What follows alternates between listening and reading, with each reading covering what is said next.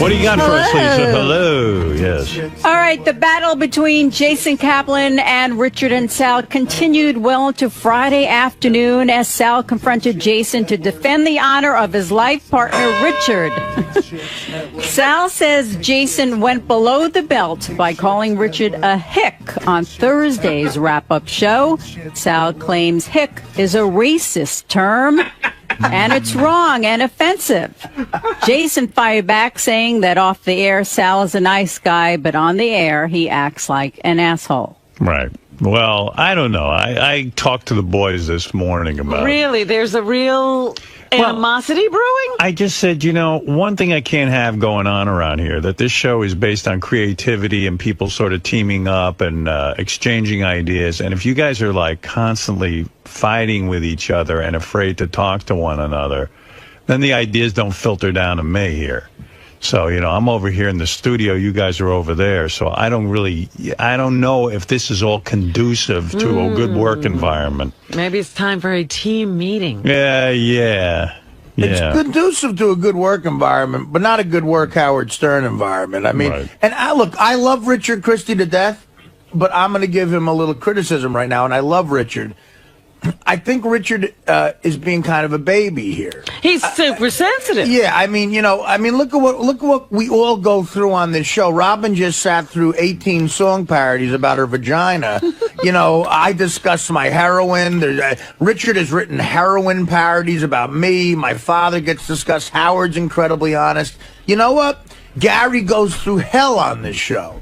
And part of the deal is you got to have a thick skin, and you come in here if you can't handle it. I think his objection is out in the hall. Yeah, this is something different. Yeah, I know. You're not understanding what the thing is. What the problem is, that off the air, right? These guys have to work together, and what happens is they get so brutal with each other out there that everyone kind of goes, fuck it, I'm not going to go in there because but I am some shit. I am talking about off the air because Richard refuses to go to Will now because Will yelled at him and refuses to go to Will and give him stuff to bring on the air. I'm not just talking about him coming in here. That's exactly what I'm talking about. Oh, okay. So that's off the air. But that's not something you necessarily expect to have happen when you're trying to get an idea on the air. Right. The person you have to go through yelling at you may be a stopper. It's not like me. It's not like what happens on the air. It's like off the air. It's become such a headache for everyone to interact that they stopped interacting. So you're saying Will is wrong too for yelling at him?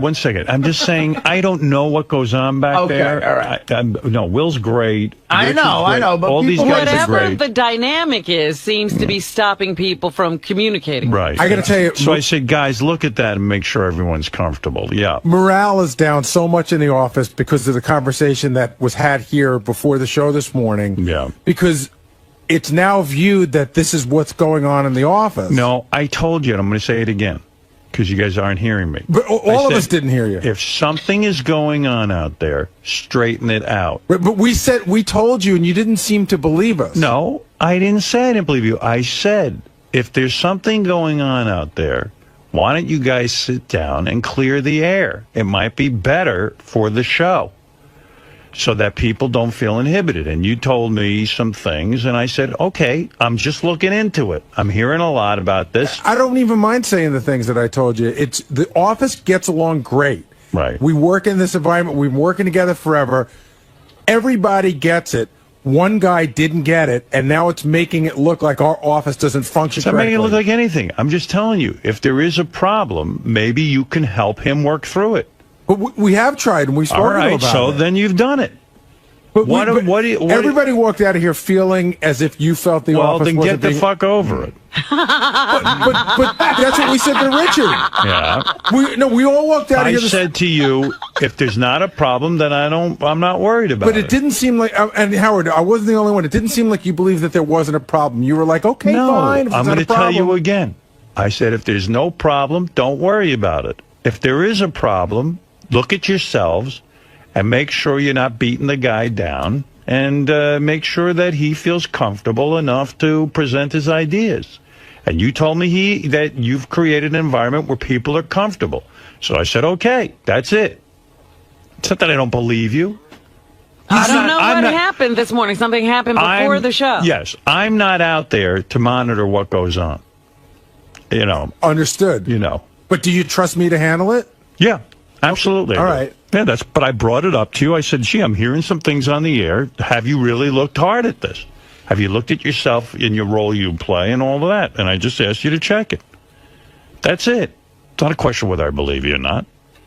Really, everybody walked out of here feeling as well, everybody's got to get their fucking shit together. But what's different than the way we feel? How come our feelings aren't worth anything? Because if you're interpreting the words that I just told you that I don't believe you, then you have a psychological problem. You seem skeptical, and I wasn't the only one. Everybody walked in. I'm not skeptical. I asked you, Howard. Hold on. Gary, maybe you have to take a look. If 4 people walk out of here with the same feeling, maybe, and I'm not saying that you're wrong, but maybe, how do we all get the same thought? Without talking to each other? I asked you to look at yourself. No, I got that, but how do we all walk out with the same feeling? I'll tell you how you all got the same thought. Some of you feel guilty.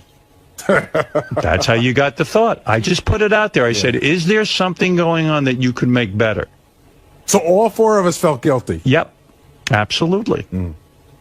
Why else? If my words were, is there something you can do and you said no, and you walked out of here feeling a guilt, I didn't put it on you. You put it on yourself. But we said we had it under control, and you questioned it again. Then we said we had it under control, and you questioned it again. No. You told me you had it under control. I asked for a further explanation. I heard it, and I said, okay. How should I have handled it, Gary? Ignore it? No. But after we brought it up the first time, and I said, Howard, I promise you that we've got it under control, and you said, I'm just saying, take a look at yourselves, and that's almost like saying... I said, take a look at the situation and make sure everyone feels comfortable enough to contribute. And I said to you that this office has been running... Right, and I really accepted well it. What did I not accept? Except for one guy. Okay, so I said, all right, that sounds reasonable to me. Go back and continue to operate. What did I tell you to do? Nothing. You guys don't like to hear the voice of reason. It's Lord of the Flies out there. Well, that's what I was saying about Richard. Well, guess what? That's why I put it out there. And Richard's piggy. Well, is Richard feeling more comfortable now? That's the bottom line. Well, he is, because he came and spoke to me this morning about his weekend and stuff like that. All right. All right. So there we go. We're on track. So maybe something I said resonated because people are feeling more comfortable. No. No, that's not what happened. It couldn't be that. But all of a sudden you tell me Richard feels more comfortable. You don't even know what's going... No, Richard feels more comfortable because we spoke to him on Friday. Good. And I actually went in there before our conversation. So you took care of it. So something changed. Something that you were doing before changed. You talked. You had a conversation with him. Right. I didn't... Listen. That's all I asked. That's all I asked of you, 𝗦𝗪𝗪. You know... Yes. Can I just tell you one other thing, because I got to get this off my chest. I love hearing from you. I said to Howard, like, this was a rhetorical... Why didn't you send me a Father's Day card? This was a rhetorical question, Robin. Because I was trying to explain how Richard got so upset. I said, Howard, in the history of the show, during a commercial break, have you ever snapped at me? No. And he's supposed to go, yes, and he goes, not that I can think of. And my point was going to be, you snapped at me and I got over it and we moved on, because that's how the show has to operate. But when you said you couldn't remember one time, that bowled me over. I can name one time I snapped at you. Oh, God. I mean... You can't remember one either, because I don't. I'm reasonable with you. Listen, it happens. We're working together. This whole show is a deadline because it's live. So I don't take it personally. Things got so ugly that Jason's mom emailed Sal. Really? No. Yes. When? I know about things that you don't even know about. Emailed about what? That's right. Because things... Listen. Am I right or wrong? Jason's mom is very sensitive. What is it, Sal? She said, leave my son alone. Right. Really? From the wrap-up show. You know, she gets mad when I say your mother hates you. And that was mean-spirited. I said it at the moment, defending Richard. So what I said was this, and this is what I said to 𝗦𝗪𝗪. I said, gee, it sounds like things are pretty wild out there. I'm not out there to see it. It doesn't sound like a fun environment to contribute in. Why don't you take a look at it? But it's you not got funny. so Because defensive. say what, you heard one person's opinion of the environment. Gary, but there's 10 people. Gary, you're not hearing again. But there's 10 people who are having fun in that environment. But Gary, I needed to ask about it. But you said it doesn't sound fun. No, it doesn't. It doesn't sound fun to me. It's not funny. And it's you not explained to me that it is fun and that you had things under control, and then you walked out of here feeling guilty. I don't know why. If All you of feel it. guilty... 4 guys walked out of here feeling guilty. Well, okay, so then there's something to that. Why would you feel guilty? I didn't. You said I did. I didn't. I didn't feel you guilty. You said in here, you guys all walked out with the same feeling.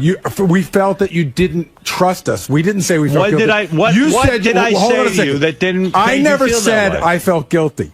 You said I felt guilty, and I have not agreed to it. You do, because the I 4 of don't. you walked out of here I do not feel feeling like guilty. I don't trust you. I trust you. I said go. I shouldn't say trust isn't the word. Feeling like you didn't believe we're running the office the way we felt we should be. I would have no idea how you run the office. I don't have any clue what you do out there. For all I know, you could be like Reverend 𝗦𝗵cie𝗄 and everyone's tithing to me. Who knows? I don't know what you do out there. Howard, in my opinion, it shouldn't even have gotten to you. Gary should have squashed it immediately. Of course. He should have Now, taken hold on Richard a second, aside, douchebag. spoke to him, and cleaned it up without bothering you. You got other things on your hold mind. on. Sal, Hold all on. I said to Gary was, can things be... Right? As a producer, sure. All I said was, can things be improved? How was your Father's Day, douchebag?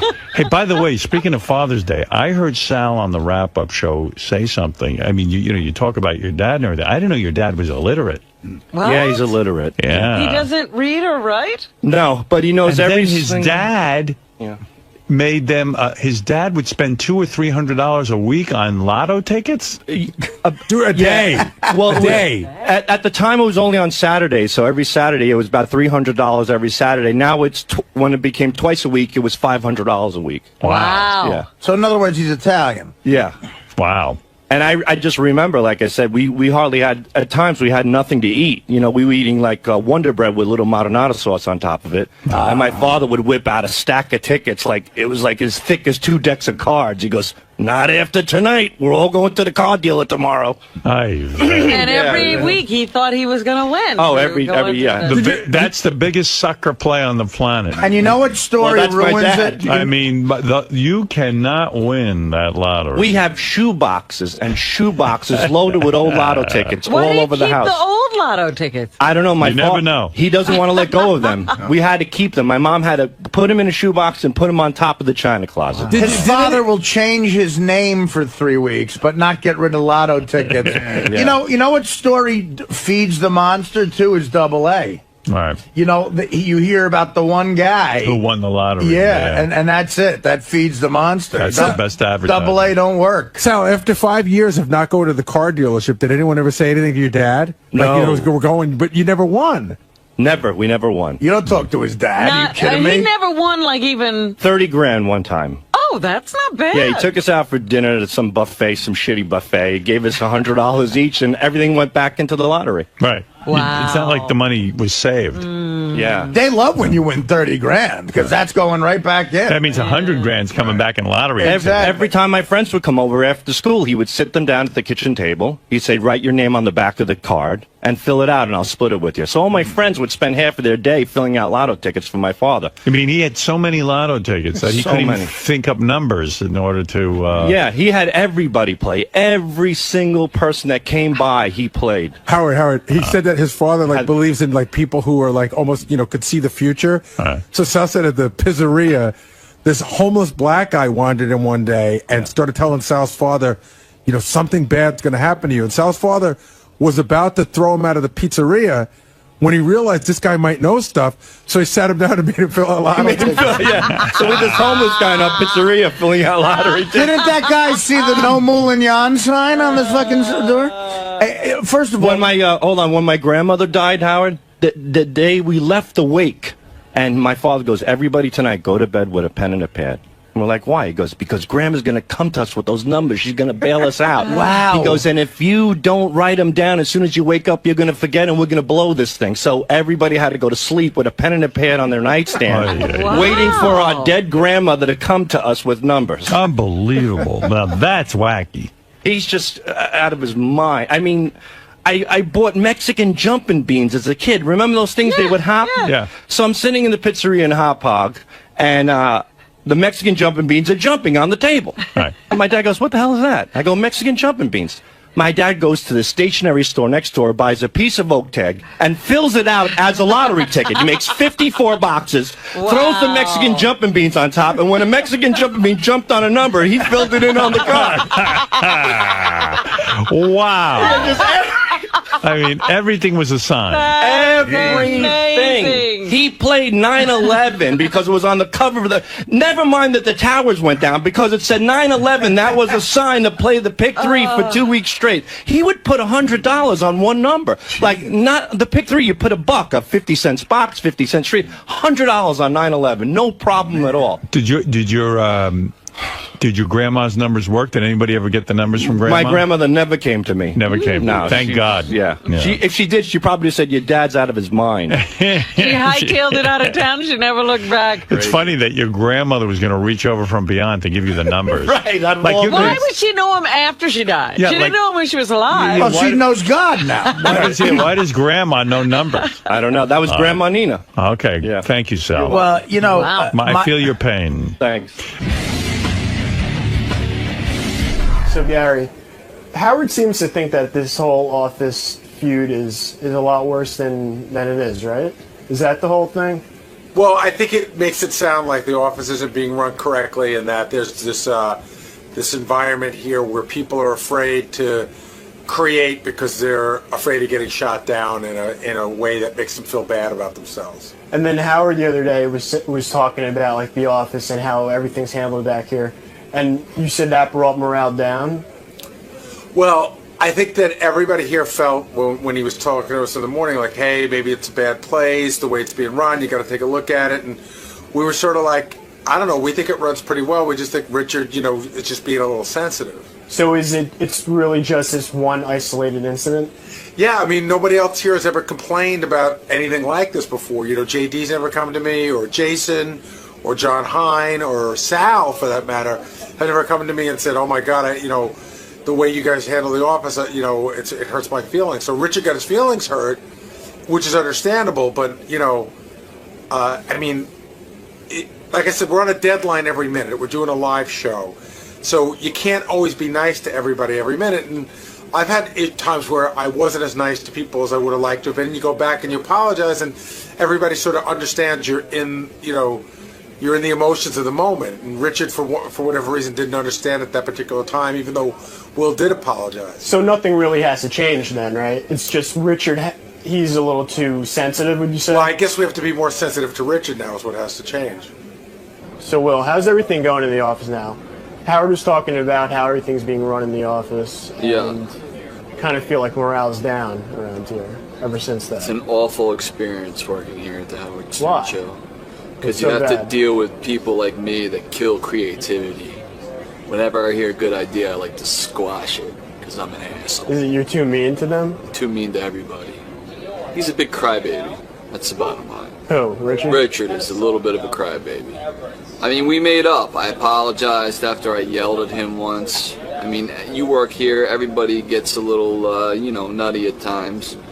But I apologized, and I thought that was the end of it. But, these guys like to start a war, so... So nothing really has to change, right? It was just No, nothing needs to change. maybe Richard has to toughen up a little bit. Yeah, exactly. Grow a set of nuts, you faggot.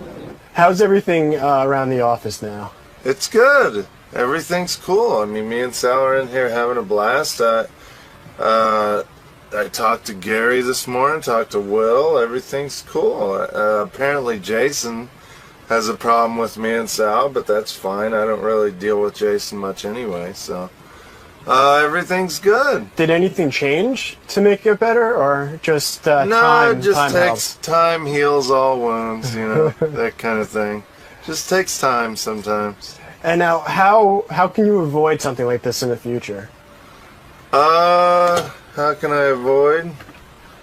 Yeah, I don't know. Was it you think you were being too sensitive, or do you think Will was being too mean about it? Yeah, I just think, things get heated sometimes, this show is very fast-paced, and I think, around here everybody kind of knows, on the air it's one thing to talk down to somebody, that's fine, that all happens, but when you're off the air, everybody wants to be treated with respect, so I think everybody knows that, and everything's cool now. So it was just this one little incident? Yeah, just one thing. I mean, out of freaking, I've been here 5 years now, one little thing, it's no big deal. So, I think everything's cool. Me and you are cool, right? Of course. Yeah. I'd never get mad at you. I know, thanks, Chris. Say to John, go ahead. I know what happened. What happened on your Twitter account? Somebody tweeted through my account. I know who did it, and I know how it happened. Who did it? I can't say. Oh, why? Why can't you say? I can't say. Elephant shit part 2 here. You can't say. Sorry. Wait, Ronnie, how did you find out who did it?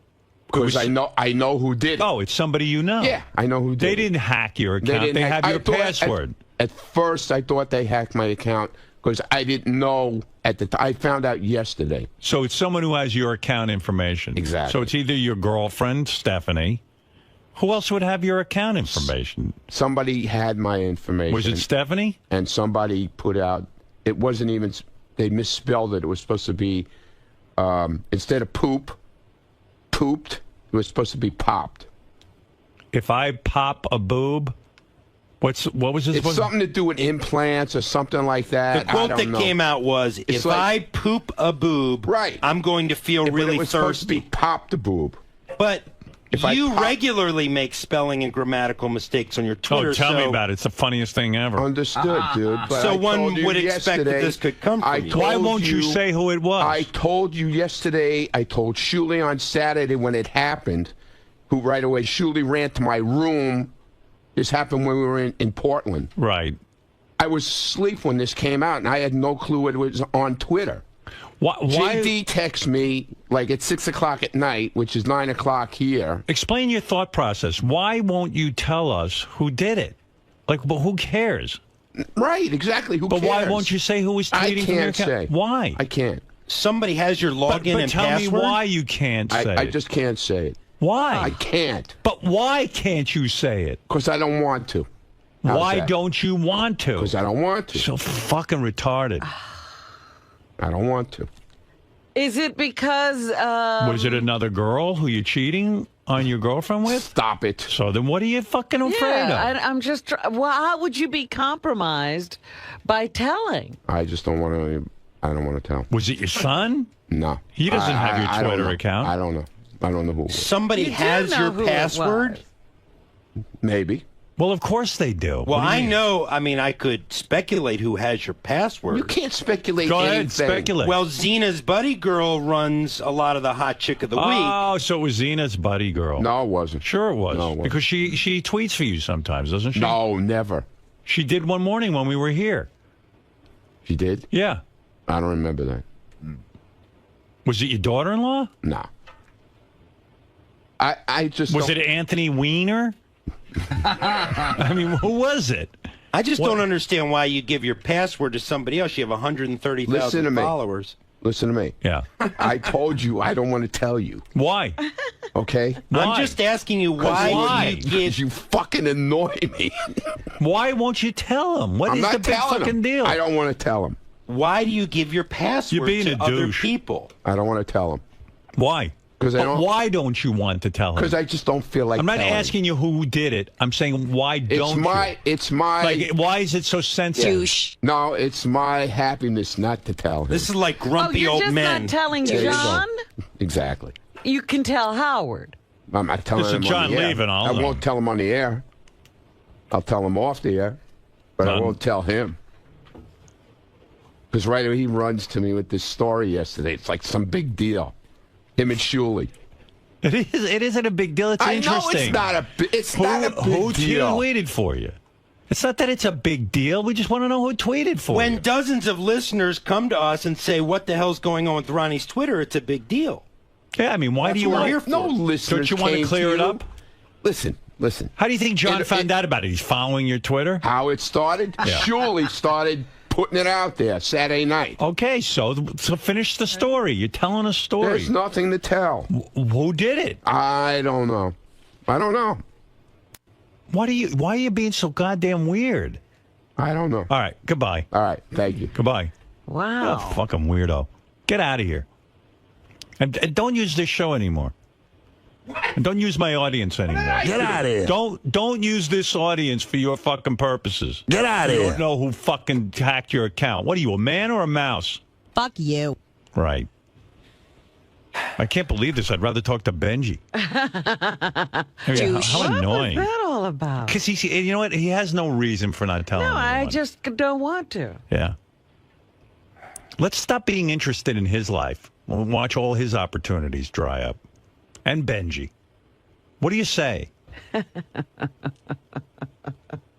Come in here with all clammed up over something stupid like that. I don't get it. Just wasted 5 minutes of your time. Yeah, it exactly. appears. Yeah. I'm stupid. I know. Martin, you're on the air in Tacoma. Good morning, King. Good morning. I was just going to give you a little wrap-up of the Seattle show. Ronnie was on fire there, too.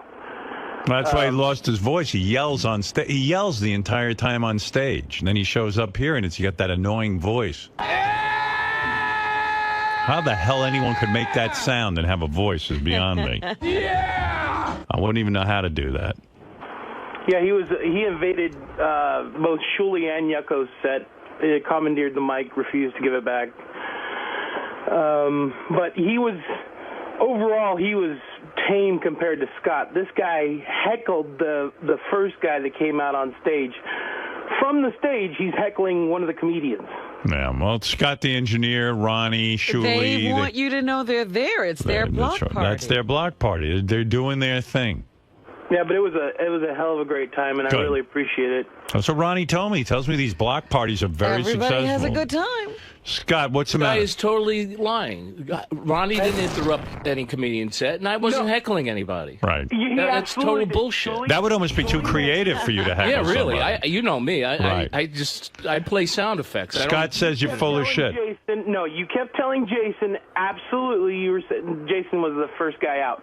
He said, time's up, oh my God, you suck, and then he I never, ever said that. Pulling him off stage. Never, ever. Well, he says you did it, and it seems to make him happy. Shuley will Shuley, tell you. did Scott heckle any of the comedians?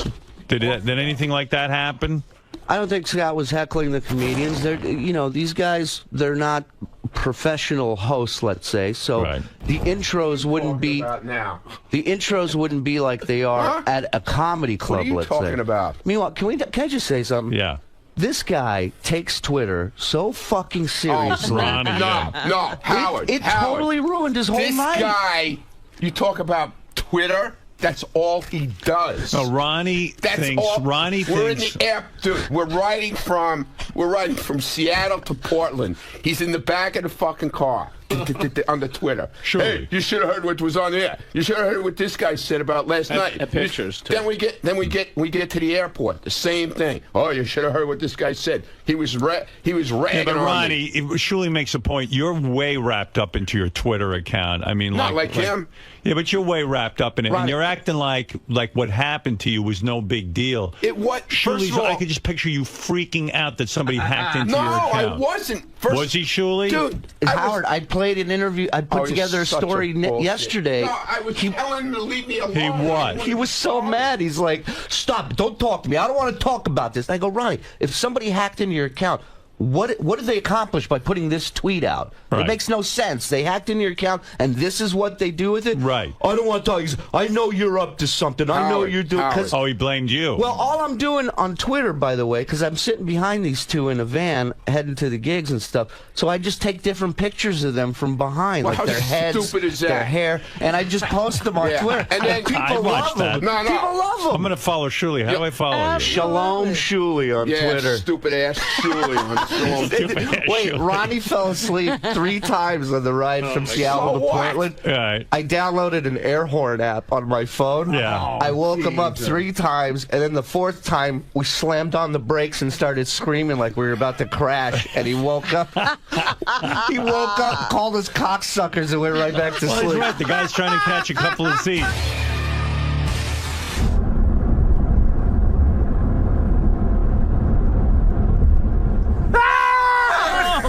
Fucking cocksuckers.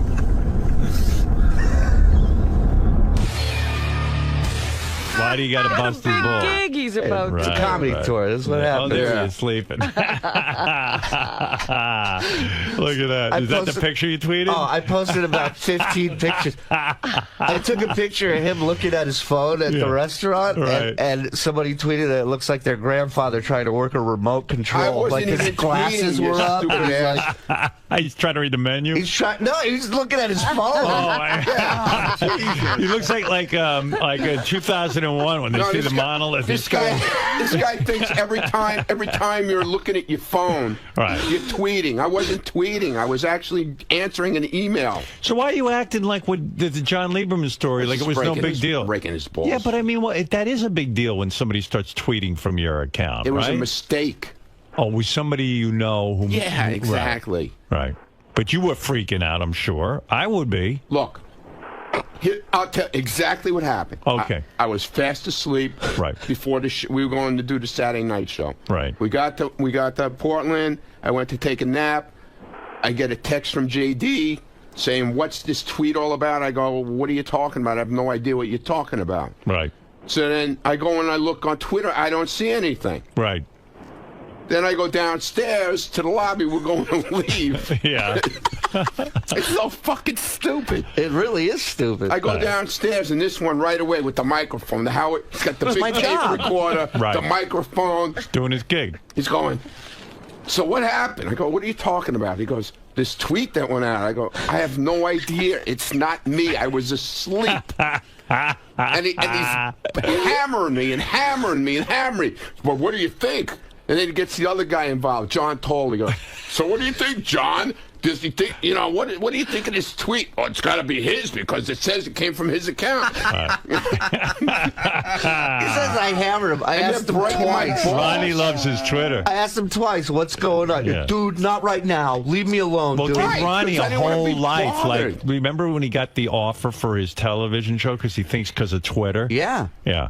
Well, he brings people on stage. He's like, "Hey, you follow me on Twitter?" And he yells at him. Yelling We're at making him. him a hot chicken. We're doing a hot chicken of the week contest. Let me tell you something. This guy has the power. Right. I've never seen somebody. Tell him what happened with the guy with Did his you listen to girlfriend. the tape of him at that porno? Oh my God! The porno AVNs? convention, the That AVN is- Awards.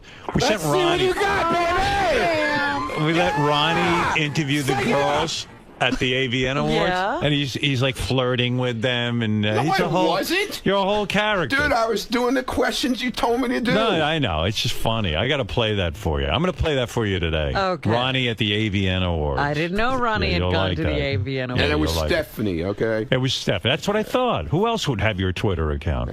And meanwhile, Scott, literally, like, you make jokes about this black cloud. It is so real. What do you mean? It is unbelievable. Like, Oh, you what gotta happened? tell him what happened. So I leave here work Friday after Jay Thomas show in the morning, Right. and Scott and I are driving to Ronnie's. We get to Scott's car. It's a light drizzle outside. The second keys are put in his hand for his car. A downpour, a monsoon of rain. The entire time, there was literally a black cloud following over our head. And we get to Ronnie's house. We get in this cab. And I tell Ronnie, he doesn't even know this, but I tell Ronnie that the cab driver doesn't want anybody sitting up front. Right. Just so all three of us, just so all three of us will be packed in the back. Yeah. This is what I got to deal with. Yeah. So all three of us are going to the airport. My hands touching his leg and shit and everything. We get to the airport. Scott goes to buy a bottle of water. at the Wait, gift what shop. about the car? Oh, the car was a piece The of shit. windshield wipers were flying off the car. The woman couldn't see where she was going. And That's he's my like, fault. Scott is. That's my fault. Right. and he's super driver. He's like, "Are you sure you could see out of that side?" Like he's getting involved in her job now. Yeah. We get to the airport. He goes to buy a bottle of water. I'm not lying. Scott. Scott goes to buy a bottle. The register breaks. Stops it. They had to close down the store. They had to close the store. She couldn't ring anybody up. Oh, my God. And I tweeted it out, and everybody on my Twitter goes, dude, change your flight right now. Do not get on that. Do you usually fly with him? This is my first time flying with these guys. Wow. Yeah. Did you start to get freaked out that all this shit was happening? I got a little nervous. I'm like, dude, this is Scott, really does this happening. go on all the time? No, of course not. I mean, my God, you get in a car, a pouring torrential downpour. You get in a cab, the cab breaks, the windshield wipers break. You go to the fucking pay for some water, and the fucking cash register closes the whole store down. It's crazy. It's nuts. His mother told him, there's a black cloud over your head. When he was a little boy, she told him. But we made it to Seattle fine. It was, One of my highlights this weekend was the sound check in Seattle that we did. And Scott comes down to make sure that there's stuff that's compatible with his DJ equipment. Right. And so he tells the sound guy, he says, so where do I plug it at? And the sound guy goes, what are you running off of? And Scott pulls out his cell phone. There we go. Yeah, there's my DJ. I put a lot of effort into this. Then he couldn't get his phone froze up on him. Yeah, phone was breaking. He had to take the battery out and reboot the phone. My DJ's on the phone with Verizon. Give us a few minutes. Can you hear me now? And all day long, they just are waiting for me to What would prank be a them. typical device that a DJ or sound guy would use? Not his phone. A laptop. A laptop. Yeah, something. CD player? Right. Turntables? Nobody something? uses CD players anymore. You make enough money. Get Nobody a uses a laptop. phone, Laptops. Scott. Well, I mean, what can you do from your phone? I do what I have to do, does what I need everything. to do. I do everything. I play music. I play whatever I need to play. I could do exactly. I have a mixer on the phone. You know what he doesn't do, Howard? He doesn't turn his ringer off on his phone. That's right. I called He it called him in the middle of the show. They were doing a big dance contest on stage, and I wonder if his phone will work if I call it.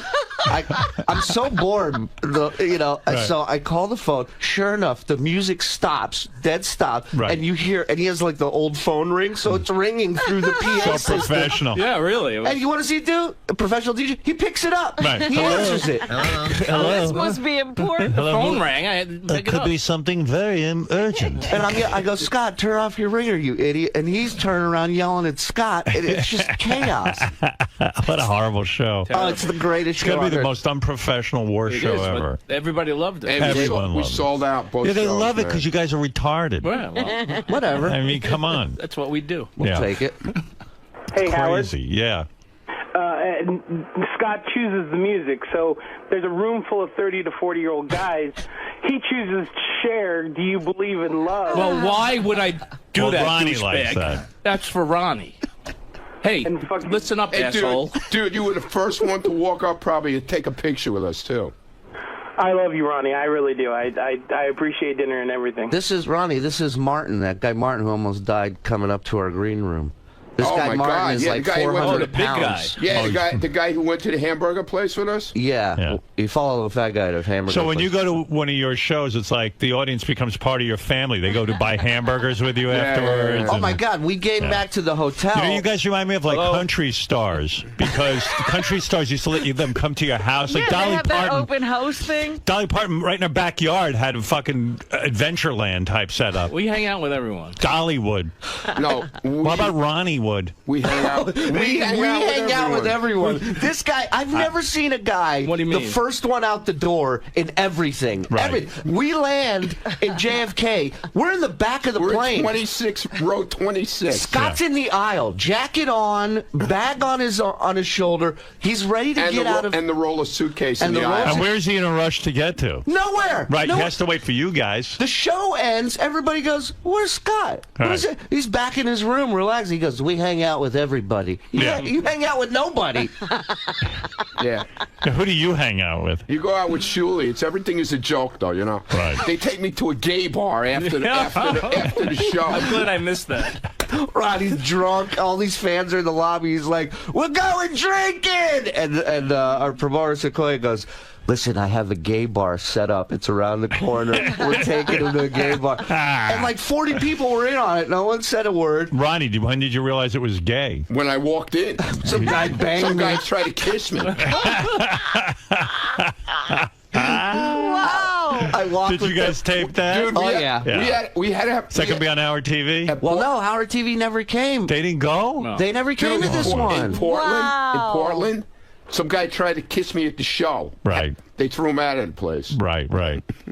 Well, that's your sexual power, Ronnie. Goes Ronnie. both ways. Yeah, okay. I will say He this. loves meeting guys and girls. He brought up these girls. He's asking girls to come up on stage to do Hot Chick of the Night. So this one girl stands up. She's like 6 foot tall, huge tits. And her boyfriend, you can see, he grabs her arm. He's like, hey, don't go up there. And it's not like Ronnie saying, we're going to give you money. He just asked for people to come up. The woman keeps going up. The boyfriend stands up right before the stage. He puts his arm on her. He says, if you go up there, I'm fucking leaving. Right. He left. This is how powerful he is. She looks at him, she goes, bye, and walks up on stage. And then she took her top off? Well, no, they did She didn't have to because her top was like 90% open. She was wearing like a one of dinner those napkin. tops with the hole in the front. What a shock that a chick who goes out in a dinner napkin wants attention. And how about the chicks wanting to sign your boobs? Yeah, there's chicks asking to sign boobs. I was drawing funny faces on her nipples and shit. It was really fun. Wow, Ronnie got power over women, doesn't he? Wait till you hear him at the AVN Awards. You'll see. I'll play that for you later. All right, boys. We got... Let's see what you got.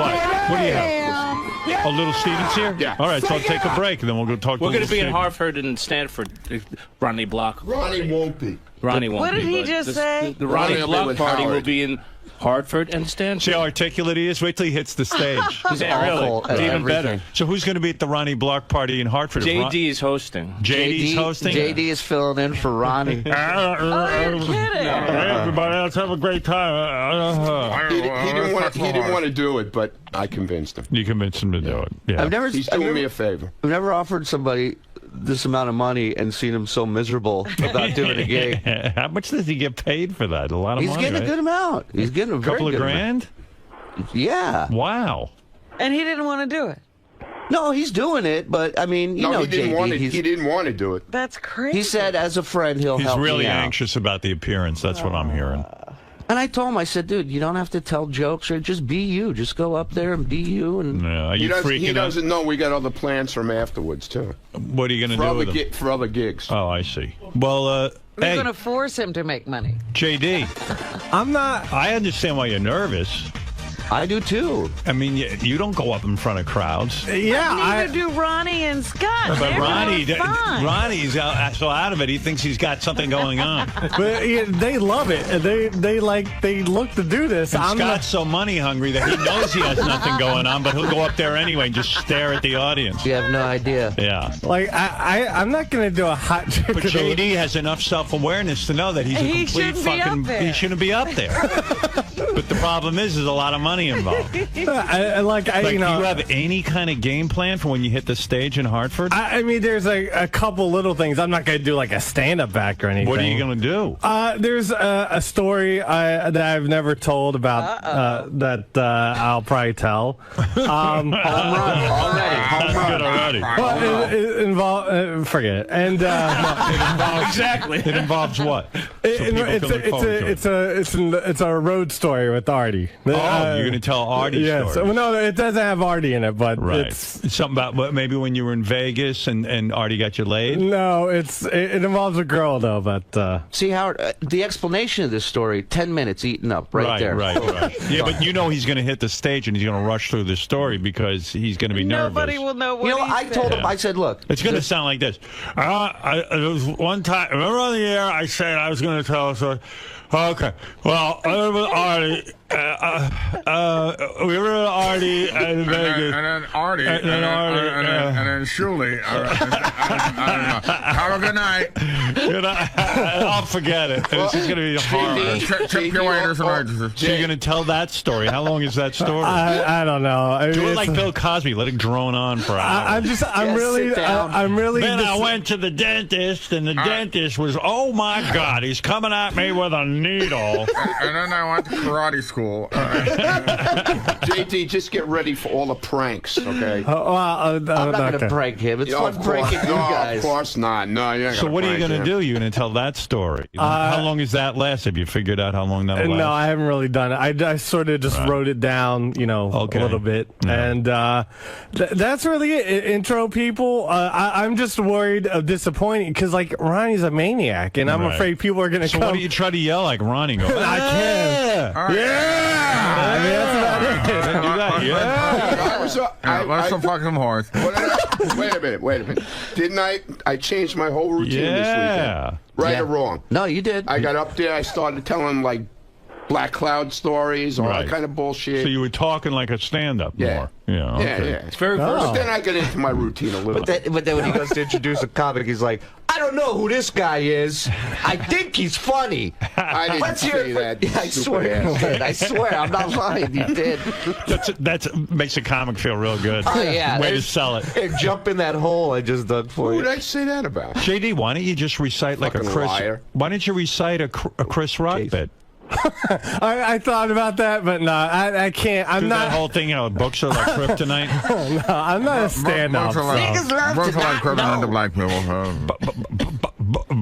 Books are like. So you put inside the book and they'll find it. Here's another comedian bison. Wow. Hello, Hartford. Oh, this is Stanford. Hello, Stanford. I told him, I said, don't put any pressure on yourself. I'm not looking for you to. Too late. I already put pressure on myself. But I said, just be a traffic cop up there. Just move the show along. We got plenty of comics. We'll eat up the time, and it'll be a good job. Yeah, that's all I plan. Tell the story about with Artie. Well, it involves a girl, but a girl, and the girl, and she's a big titty. And then he called her, and then she can't roll, and I blew my load, and then I chased her out. But I didn't I blew my load on the sheets. And I watched TV, and then I jerked off my T-shirt, and then I left the T-shirt. You see this? Yeah. This is how it is at the show. And then Scott just stares. It's like Scott contributes nothing. We just got a glimpse of the show. It's like Howard. Why does that? I'm just letting the action flow here. I don't want to interrupt anybody. You don't want to interrupt the action. No. This is good stuff. Why would I want to get in the middle of this? Right. It's like Ronnie and a totem pole. So why do you bring Scott? I mean, seriously. I'm not supposed to say a lot. I play ringing effects. That's what I do. Scott's like a human totem pole. All right, look. You hit it on the head. I got to get ready for little Steve. Yeah, we got to stop this. JD, if he could get laid at the show, there's always a hot chick who's going to want to bang you. We'll see. When they see you on stage, they're going to see you in a whole different light. We'll see about girls, that. I'll meet you after the show. Meet me by the dumpster. Scott's good though. He is. He's like an Indian, Indian pole. Whatever you call it. Cigar store Indian. Yeah, cigar store. I'd like to do my impression. A little tear coming out the side of his eye. But you said weeks ago when you saw the footage from our TV, you said you're fascinated with him doing nothing. Nothing. He just and I'm fascinated. Like when we have a problem here at the radio station. Yeah. And then everyone's springing into action, and then Scott just stares. Slow down, Evan. Or trails behind. Evan, you're doing too much. Easy, Evan. Easy, Evan. You're gonna give yourself a heart attack. Good shit this weekend. Yeah. He just stands there, and like I can imagine watching the show and just staring at Scott. I'm staring at him. I'm not even focused on what I need to do. I'm just fixated on Scott. No, like right now we're talking about him behind his back, but he's staring at him. You wouldn't even know. Right. You wouldn't even know. Fascinating. So, Ronnie, it was just your classic saline boob joke mix-up. That's what the crux of it the wasn't song my was. joke, stupid ass. How many times do I have to tell you? In general. It wasn't me. In general. It wasn't me, okay? I admitted who it was. It wasn't me. So it was you. And during the whole interview, she was texting me, well, why don't you tell him? What's wrong with you? Why don't you tell him? I was just breaking balls, man. I got everybody riled up. Howard's yelling at me, telling me, don't use my show anymore. He's yelling at me, why don't you tell me? And it was just your classic saline boob joke mix-up. It wasn't mine. In general. It wasn't mine. All right. As long as you didn't poop a boob, everything's okay. I didn't poop a boob. Would you like for Scott to invest in something like a laptop to bring on the road, or do you like the fact that he brings a cell phone? It's added to the comedy. I will say, forget the comedy. I will say that there's no DJ out there today working like my man Scott. Cutting edge. Yes, some would Cutting say- edge material, man. It's just nobody does this. Right. I'm the only one. Well, there's a reason why nobody does it, and that's because most DJs can't get phone calls in the middle of their sets Right. on their turntables or laptops. I'm a very important person. I need to keep my phone on at all times. So. And I love when he has to reboot his phone. He's got to take the battery out and shit. You never heard of rebooting a computer either, I guess. I mean, those. Yeah, of course. Those But crash it just looks funny to take a battery out of a phone in the middle of a gig to reboot It it. wasn't the middle of the gig.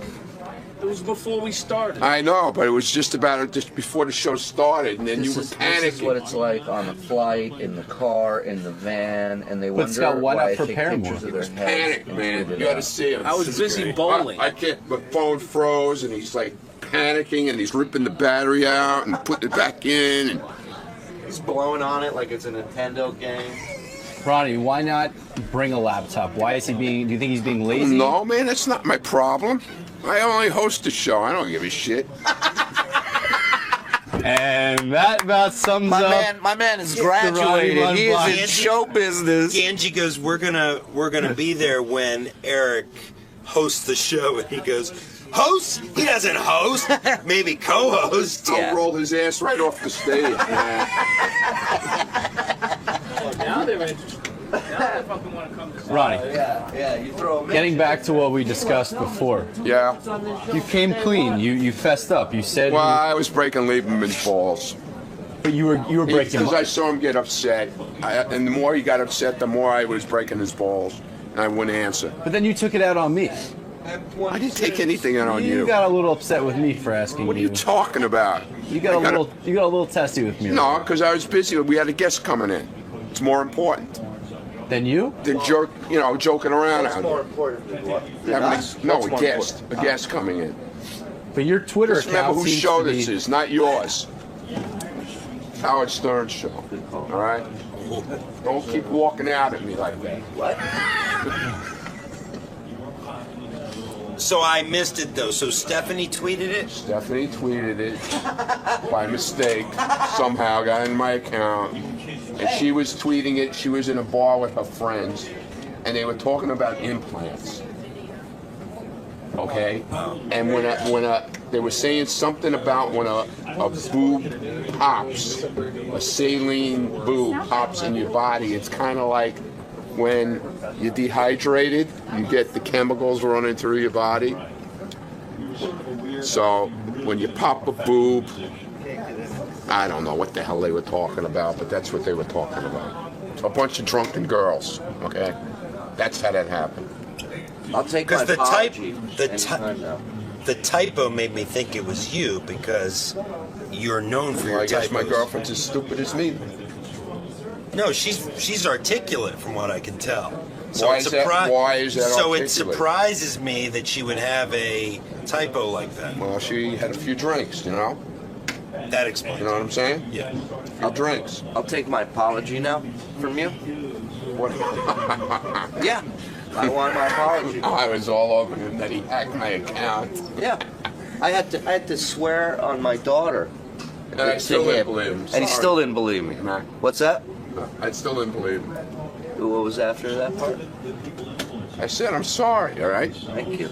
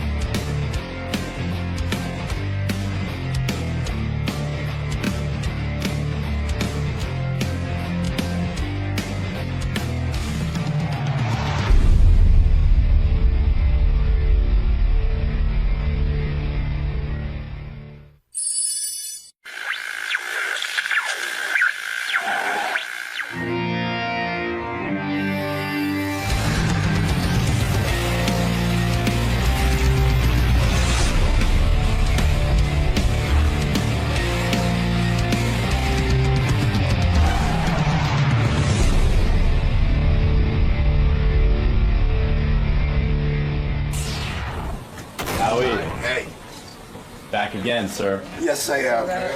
This time under much different circumstances. Yes, I'm going to see my co-worker. How do you feel about that? I can't tell you how excited I am. Jeez. Cupcake Wednesday to boot, you know. It's a diabetic's dream. It sure is. How are you? Hey, nice to see you. Good to see you again. So I'm just going to head into here. Sure. Hi. How are you? How you doing? I backed in. So today, are you going to be offering advice? Are you going to be coaching him at all? Or are you I just gonna... think if he wants advice, I could school him. So today's interview will have a completely different dynamic. You know, it's his interview. So if he has any questions, or if he is, now that he's on board, I am here and at his beckoning call for whatever information he needs.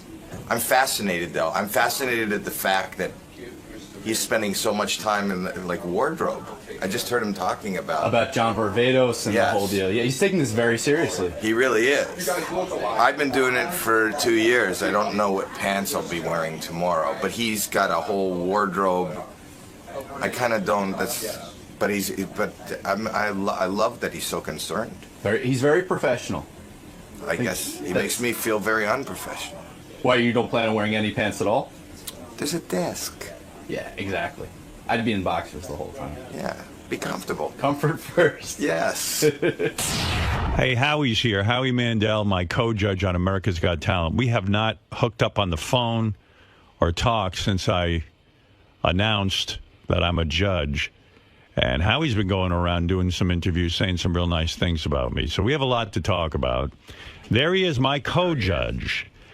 Whoever thought that we would end up on the same TV show? Working together. It's weird. It is weird. Yeah. I'm excited. Are you excited? I'm very excited. I mean, we're only like 2 weeks away from taping. 2 weeks away. Yeah. I'm fascinated. I've been listening to every moment of you. I love the preparation and the thought that you're putting into this. Well, first of all, I notice you have a certain look on the show. I see you wear like kind of a jumpsuit, kind of black thing. You're a good dresser. A jumpsuit? Be honest. I wear a jumpsuit. It's a one piece.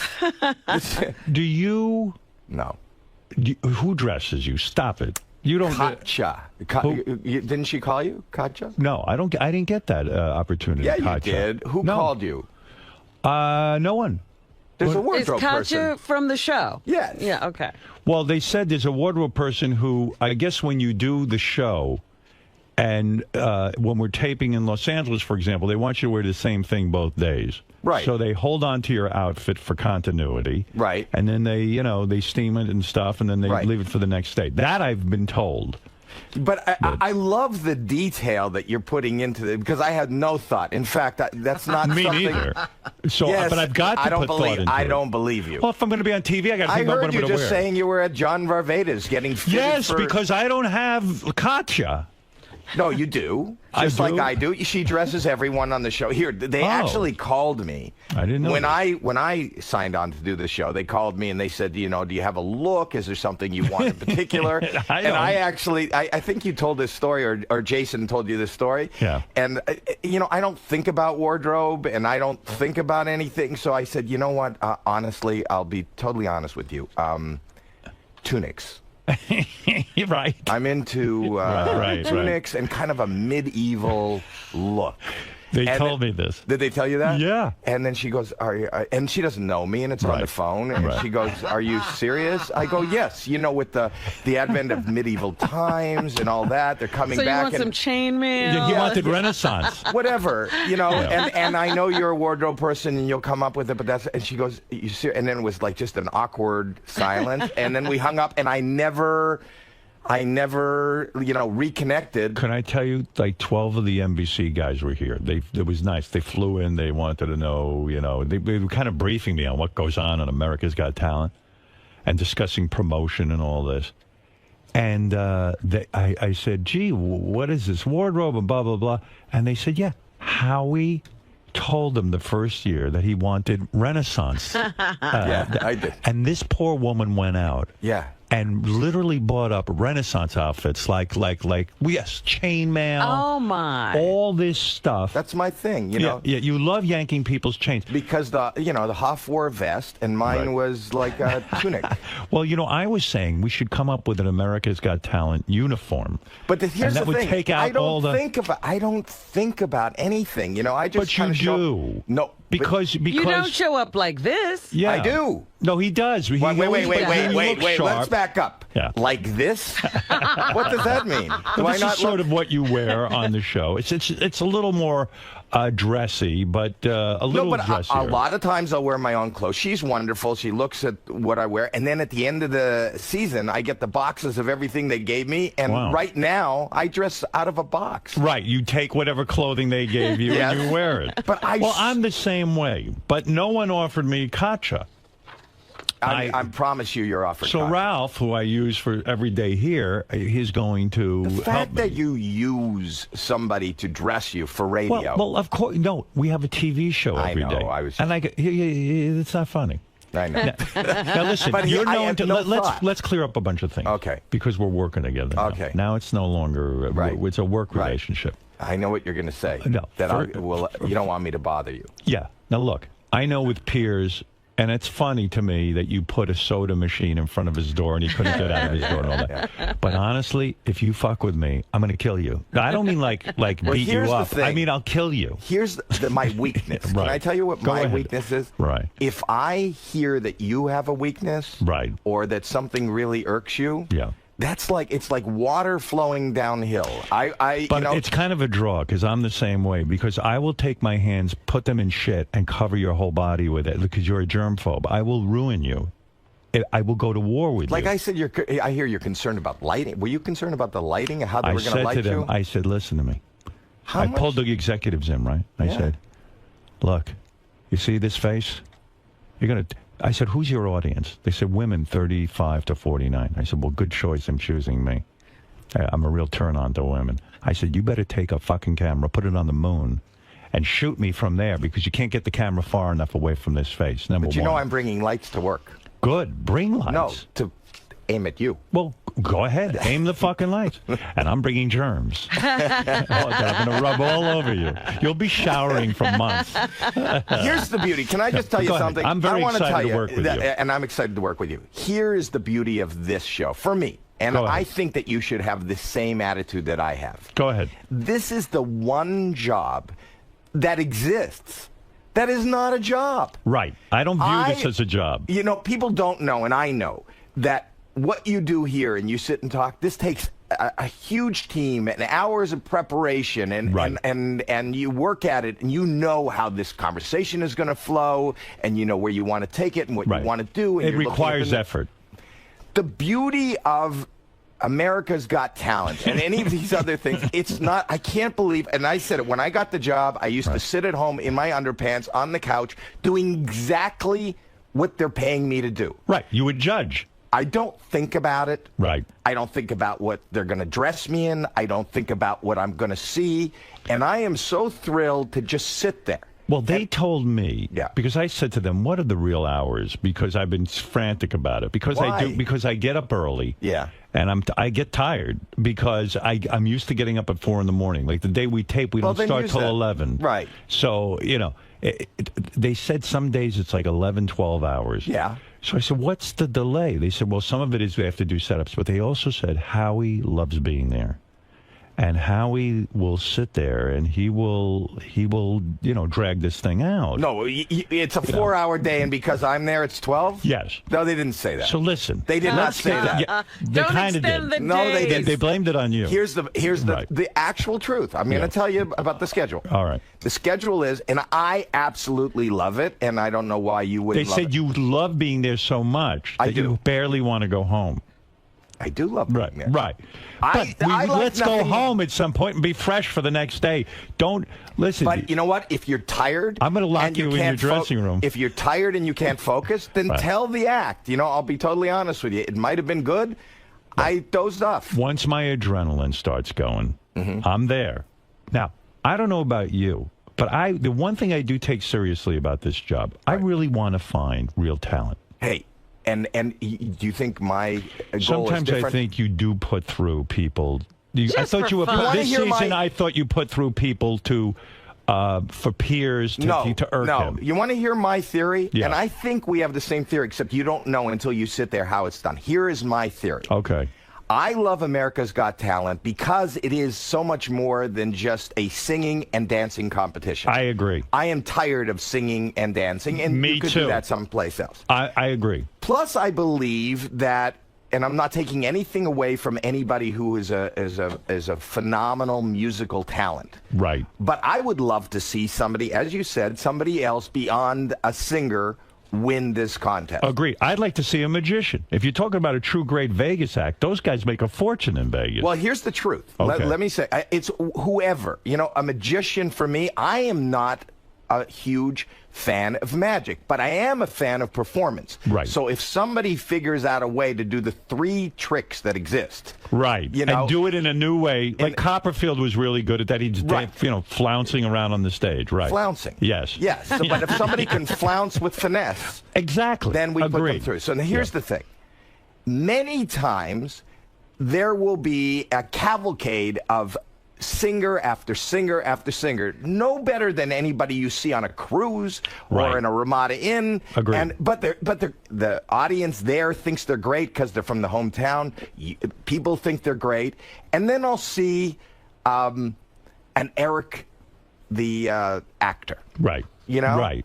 And I will say, and somebody like Piers will say, well, that's not a talent. Right. And I'll say, I will rather come and listen to Eric, and now that I know that he does accents and voices. You would rather listen to Eric than some mediocre singer. And the truth be told, your whole career... But wait a second. It is the Tiny Tim factor. Like if Tiny Tim came on America's Got Talent, Piers would have voted him off, and possibly you would have, and Sharon would have. But he went on to be a huge star because he was a freak and he was so interesting. But Tiny Tim and your Whack Pack here, and you know, there's so many other. But let's characters. be real. Let's figure out now as judges, because at this point it's you and me. Okay. We can outvote Sharon. You're going to be a united front. Let's unite. Let's decide right now on this show. Right. What our criteria is going to be, because I think it's confused over there. I think you're overthinking. Are we looking for the next big superstar act that can that would take you away from the gambling tables in Vegas, that would be as good as Howie Mandel in Vegas, someone who would be compelling and great and really sell tickets? Or are we looking for something like a freak show, you know? But let me just say something. A freak show, you know, and they're not in the same category, but if you look at what the Blue Man Group was doing, you know. The Blue Man Group was a fully realized show. Well, you know, when they started in a little club in a basement here in New York, right. They were, you know, 3-4 guys who were covered in blue paint, and they were banging on pipes, and you know. So explain to me why you put through those chipmunk-looking characters, the funny little people. The funny little people. They were not. Well, listen, there was no different than what you'd see in Disneyland. Well, so they put in a costume and they jumped up and down. Okay. You did that to Irk Pierce. That wasn't right. No. Yes. Right. And no. Yes and no. Right. Here's the thing. You can't have yes and no. Howard. I can have both. Okay, go ahead. Okay. Yes and no. Because in that particular day, I believe that I would rather bring them forward. If I bring them forward, somebody else doesn't go forward. It fills the spot. I have a better chance of not getting another singer. I believe with those funny little people, yes, that I could create. I believe I can create. But it's up to them to create. A Vegas show. No, it's not. Yes, it is. No, it isn't. It's not up to you creating. It's what they've got to present to you on the stage. But you realize that our team there, once they go through the audition process, there's a lot of production people and production value, you know. Right. So if you look, I want to give you a better example. Okay. You hated the guy 2 years ago. There was this kid that did a kite. That flew a kite. Terrible. Why is that terrible? Because I wouldn't pay 10 cents. Okay, I here's don't the believe criteria. you wouldn't. Here's the criteria. I'm going to ask you this when we're taping the show. Okay. If we disagree on something. Right. I'm going to say to you, hey, Howie, put up your own money and bankroll this act. You wouldn't do it. You would not bankroll the kid with the kite. You want to make? And you're a guy who produces television shows, and you've got a big career. Let me tell you something. I disagree with you. If you take the guy with the kite, go ahead, and in Las Vegas, and this you guy, make him part of a show. No. Oh. But he's the headlining show. He has these kites, and you have lasers, and you have great music. He didn't have and lasers. You have but that's what it could become for a Vegas show. You can't say what it becomes. He should have brought on lasers then. No, but I am more apt to go see this musical kite-flying laser show in Vegas than I would to go see some singer. The guy standing there with a guitar who I have no idea who he is. But are you saying you're going to be biased against people who come to sing? No. You're going to, if you see somebody great, you will put them through. Right. Here's what, I was talking to Simon Cowell the other night. We had a 45-minute discussion about this. Right. And he said, take it from the guy who's supposedly the expert at judging, but he said, if you get influenced by the audience sitting there and you put through these mediocre acts, you'll never get rid of them because America starts to vote for them and they feel sorry for them. You can't. I don't like when they have a story. I don't like when people are voting on a story. The guy who won last year had such a story. He was a car wash guy. Yeah. To me, he was a novelty act. I don't think he should have won. Well, here's the thing. Go ahead. My take on last year and my favorite act was Illuminate. I agree. But that's who I kept saying. I know you did. But by the same token, when you're sitting in the room and you see this guy, and when he came out and he was, before they put him in suits and everything, Yeah, and right. I wasn't expecting, this Frank Sinatra, this crooner kind of voice. Right. And I saw that the women liked him. I saw they liked the sound of his voice. Beyond the story, I see why he got as far as he got. And, Right. when you look at Michael Bublé and you look at Harry Connick, they've had, big Vegas. See, I can't stand that crap. That Harry Connick, Michael Bublé. But I'm not asking you if you can stand it, and they're not asking you if you can stand it. And I don't think Vegas can stand it.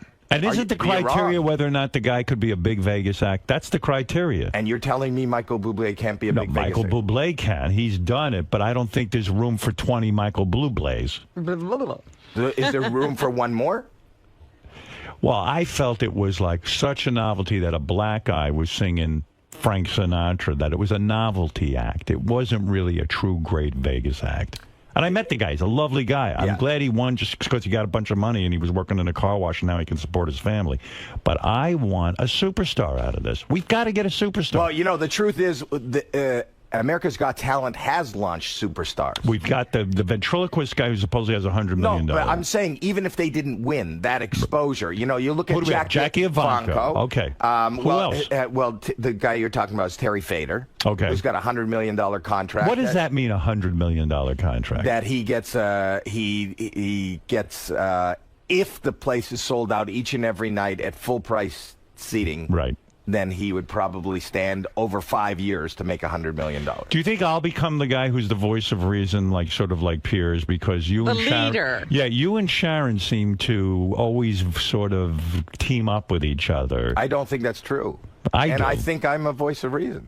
I think I am. I think you were more the voice of reason the first season, and then the second season, you started to vote people in just because you wanted to irk Piers. No. That's the impression I got. Well, I'm sorry you got that impression. That's not true. I'm totally honest on that show. I would never, I think it's funny, and I think there is something to be said, and you called it the Tiny Tim factor. There was this guy the year before, Ronith. I don't know if you remember. I just saw him. I just played in New Jersey, and he came up to. He was. The old Indian guy. He's an Indian guy, right? Who was doing impressions. right. I remember that. He couldn't do. He didn't do. And he said he had the man of 100 voices. And I thought I could build this guy as a man with 100 voices, each of them sounding exactly the same. But that's a one joke guy, and I thought you were crazy to put him through. But because he's not. He's a one joke joke guy. He would never make a career of his own. Yeah, if he sat on the Howard Stern show and I sat and talked to him and made interesting things with him every day, he could be made into a star, like Eric the Midget or something. But A guy sustaining that on his own? Eric the Midget can't sustain that on his own. Let me just tell you. Go ahead. Let me talk to you as a producer. We are going to have so many arguments on this show. What if in the context, and you got to produce it. It's not just these guys come to you with no team behind them. Right. If I had this guy who believed that he did characters, what if I hired a cast of hundreds for the stage? But Howie, that's like saying a comedian comes on and he's shitty, but you say to yourself, boy, if I write him his material, he'll be terrific. I mean, you can't. The guy's got to come on and wow you. You can't say you what can't if. compare the comedian. Sure you can. No, I can say...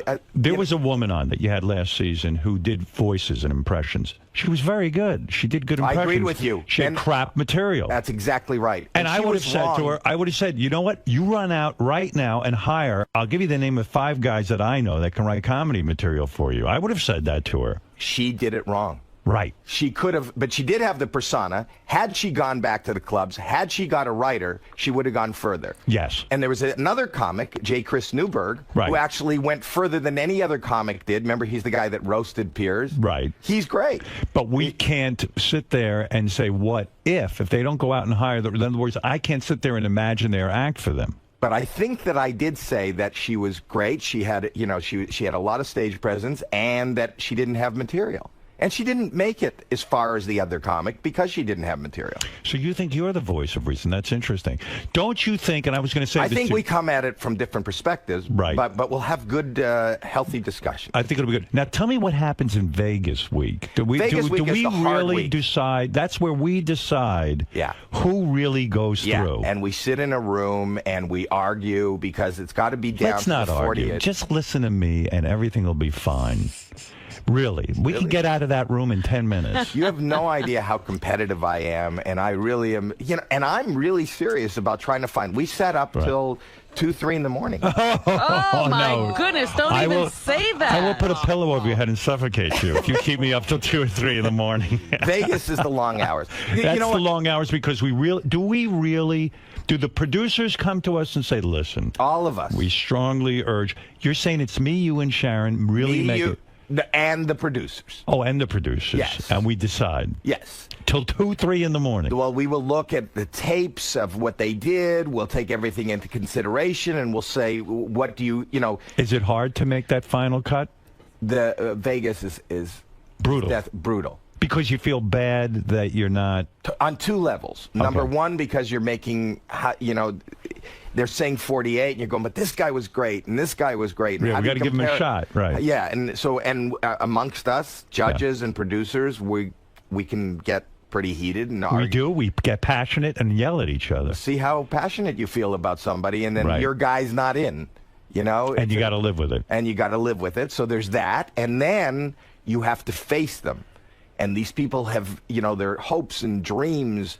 They've made it all the way to Vegas, and then they face you, and then they give us... I think that's going to be harder for me than I can imagine. That's the hardest part of the job. I hate that. I don't like to see somebody's dream burst. But, like, the other day, a father called in, and he said, I'm having my 10-year-old audition, blah, blah, blah. And I said, okay. She had a tape on YouTube. I listened to her. I said, she's terrible. She doesn't have it. She could develop. She's 10 years old. But don't put your kid through that. What are you doing? I would love if people just phoned in like that. But the thing is that they're going to be standing in front of you.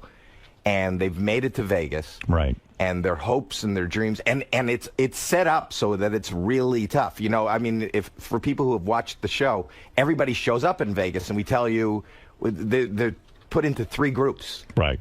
One group... We tell you, you're not even going to perform. You're going right to Hollywood. We're not going to Hollywood anymore. You're going to New York. Right. Wow. Okay. To New York. Yeah. You're going to New York. One group, we say, you are going to perform here. Right. And there's 48 spots. Okay. Well, there's not 48. The people that went you've got to essentially audition again. That went to New York. You got to. There's 22 remaining spots. You got to go for the 22 remaining spots. Right. If the third group. If we can't find 22 in that third group, there'll be 5 remaining spots for this whole third group, and you can go. We have real power. Oh, you have no idea. That third group must be. What a fun thing, but a big responsibility in a sense. It really is. As much as it's fun and everything, people's lives and careers and futures are in our hands, and your words are like daggers. Do you think when you were coming up, I mean, you've had a brilliant career. Do you think you would have done America's Got Talent? I don't think you would have gone that route. I did. I started on a show called Make Me Laugh. All right. Which was basically judging, for every second that they didn't laugh. Right. You won money. Right. And then the next show I did was on Showtime. It was called the Laugh-a-thon, and Jimmy Brogan hosted it. And it's true. It was you a contest. The way I became aware of you was the Merv Griffin show. That's where I got turned on. I did 14 Merv Griffin shows. Yeah, I got turned on to you through that. Yeah. So I guess you built your career on TV, but you've honed your act outside of television. I'm still playing I do 200 live dates a year. How do you work that into this schedule? Do you get off America's Got Talent and then go fly and do a date? I will usually fly in and out and do a date, yes. So you're busy. But you also have busy. Mobbed. And I do Mobbed. Oh, we got to get to that. But finish this for me. Thank you. Yeah. Oh, you're welcome. Howie, don't you think on America's Got Talent, and I even watched you with Piers, don't you think you promote your Twitter account too much? No, here's the thing. It feels desperate to me. No, here's the thing. You don't need to. I mean, you don't need to promote that. I'll tell you why I'm promoting Twitter. Go ahead. At Howie M. Mandel. Yeah, what is that? I mean, but why do you care? You're on Twitter. I'll tell you why. I'm on Twitter, but who gives a fuck? And you're going to love it more than ever on this show. And I want to say, hardly I'm tweet. the one who told Piers Morgan about Twitter. Right. And even before you did that live tweeting when you were watching your movie, I did it 3 years ago. Really? I did. Well, that first. Okay. No. On the show, because I found this Twitter. Okay. Okay. And what was amazing during the live shows was people were going, I would read the tweets live. Right, I remember. And they were going, he's off key. Or they were going, we can't hear you. Or they're going, and I see like a barrage. I'm not going to sit there and listen. I read a big mistake is for us to react as an audience when we judge. And Simon said this. The biggest mistake you can make is react to what the audience is doing. If they're cheering and screaming and then you put them through. We have to tune out the audience, and the Twitter people you have to tune out. Who are they? Well, here's what I do. We're interested in your opinion. At that point, when we're in the live show, right. I think that we're looking for somebody that is marketable to America. And even if I don't like the act, even if I'm not a fan of country music, I'm not really a fan of magic. You will read the Twitter and say, okay, since they like it, I'll put them through. I think that's wrong. No. It's not that easy. But I want to be informed. Right. I want to be informed by what's happening. And I have a and they got mad at me. The producers went, you better put that down. Right. NBC came out and said, stop that. Yes. And this past year, right. They told everybody. Tweet and do it because they're getting another platform to promote. Everyone's with social media. Yeah. But I think that it is our obligation to give our opinion, which you do. I do. And then fuck Twitter and everyone else, and this is it. We're the judges, and that's it. But don't you want to know, I will say that, to a contestant, I don't get it. Right. But I got to tell you that you just lit up, and I don't go by the audience in the theater or in the studio. No, we can't. No, but there's 15, 20 million people listening at home. And if it's coming through, it's amazing how different something seems when you're there live versus how you watch it or how it... Right. And I'm interested in seeing how the audience is. How many times during the season do we get to have sex with the good-looking girl contestants so that they can get put through to the next round? How often do you take advantage? Like, do you take advantage of that a lot? It is encouraged. Yeah. But right. You send out a vibe and you hope for the best. Right. Yeah. You must be. Do we have a lot of downtime? No. No, there's not a lot of downtime. You get in there and things start to happen. Yeah, that's the thing. The 12-hour day is like a packed day. It's act after act after act. See, I'm a fan of, when I'm not working, I'll sit on YouTube. I watch TV. My TV's on 24/7. I don't sleep. That's the problem. You're a little too into it. We can't spend all day there. Let's move along, get the opinion, and go on. Well, we get the opinion, and we do move on. But I could see. I love great acts. I love bad acts. It's the best job. It is fun. I tell you what. I said to Robin, I said, I got to get on one of these shows and be a judge. It's got to be the greatest fucking job ever. And what I'm telling you, Howard, is don't stop thinking about it. Stop thinking about it. Just show up to the party. I'm glad you said that because originally... I wanted to ask, because one of the things about the judging, Piers would make up his mind pretty quickly. Yes. If he hated it. Well, he wanted to get out of there to a CNN and show. He'd hit the buzzer, and then he'd turn around and look at you two, and you would let him finish. Yeah, I thought you were doing that to irritate him sometimes. No. No? Really? No, because here's the thing. I do have empathy for anybody who's a performer. And, you know, I don't believe, and they only have 90 seconds. Right. So if you can't wait another 20 seconds, that doesn't mean that there aren't some people. But the concept is to gong show them, in a sense, to buzz them if they're not good. Right. And I have. You've It's hit not the that buzzer. I have hit the buzzer, but not as frequently as Piers did. Did you hear the rumor that they were thinking of adding a fourth judge? I did hear that rumor. But I understand that they're not. That Simon was pushing for that. Yes. Yeah, because did you think that might slow it down? Well, Although first of all, I don't really understand the concept because, just the odds of, voting. Three, Right. They need a tiebreaker. I don't know how 4 would work. Right. Number one. Number two, especially in the live show. Right. That's hard for me because they'll say, you got 20 seconds. Right. You got, so you want to critique it, you want to tell them why you like it, and right. You always feel like, did what I say make sense? It's funny. I was going to say to you before that, this concept of overthinking it. When they first approached me about doing this, I said, oh, okay. Now I got to come up with, I said to them, I need to see the acts ahead of time so I can do, and they said, no, we're just interested in your opinion. Then I started thinking, oh, what's got to go on, what I'm going to do, and this and that. And I said, no, that gets in the way of the show. The secret, I believe, is that spontaneity. It's not the Howard Stern show. It's America's Got Talent. They're calling me in to be a judge, I should just give them my opinion. It was and that's such an adjustment for me. The thing is, as somebody who's a performer and wants to be loved, when we're in Austin, Texas, right, and they say, ladies and gentlemen, 14-year-old Carolyn from Austin, Texas, the crowd there is going wild. Right. Carolyn can't sing a note, a fucking note. And I go, really? Singing is not really... It's not for you. It's not for you. And these 300 people or 3,000 people who's ever in the theater starts booing me. I mean, that was tough. And I have to say, you know what? But America's on board, I hope. I mean, it was really tough the first time. I could imagine. And they could hate. They turn on you. They're excited that you show up.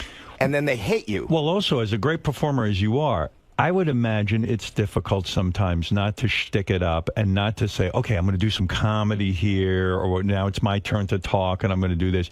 That will ruin the whole idea of the show, right? I mean, what I have found to be the best, and if I can give you any advice, is stop thinking. Right. There is no job in the history of show business where you don't have to think. This is nothing. Nothing. There's no preparation. People like Jason Raff and all these people, they create a monster. They build it. They work. They've been working all year long. They're picking the acts that we're going to see. I've spoken to Jason, Meredith R., Brendan Rigg, Paul Telegdi, and everyone said the same thing you're saying. They said, look, we just want your opinion, and that's it, and then move on. And that's what we're after. I said, well, I can do that. I'm certainly I think if you overthink it, that'll show.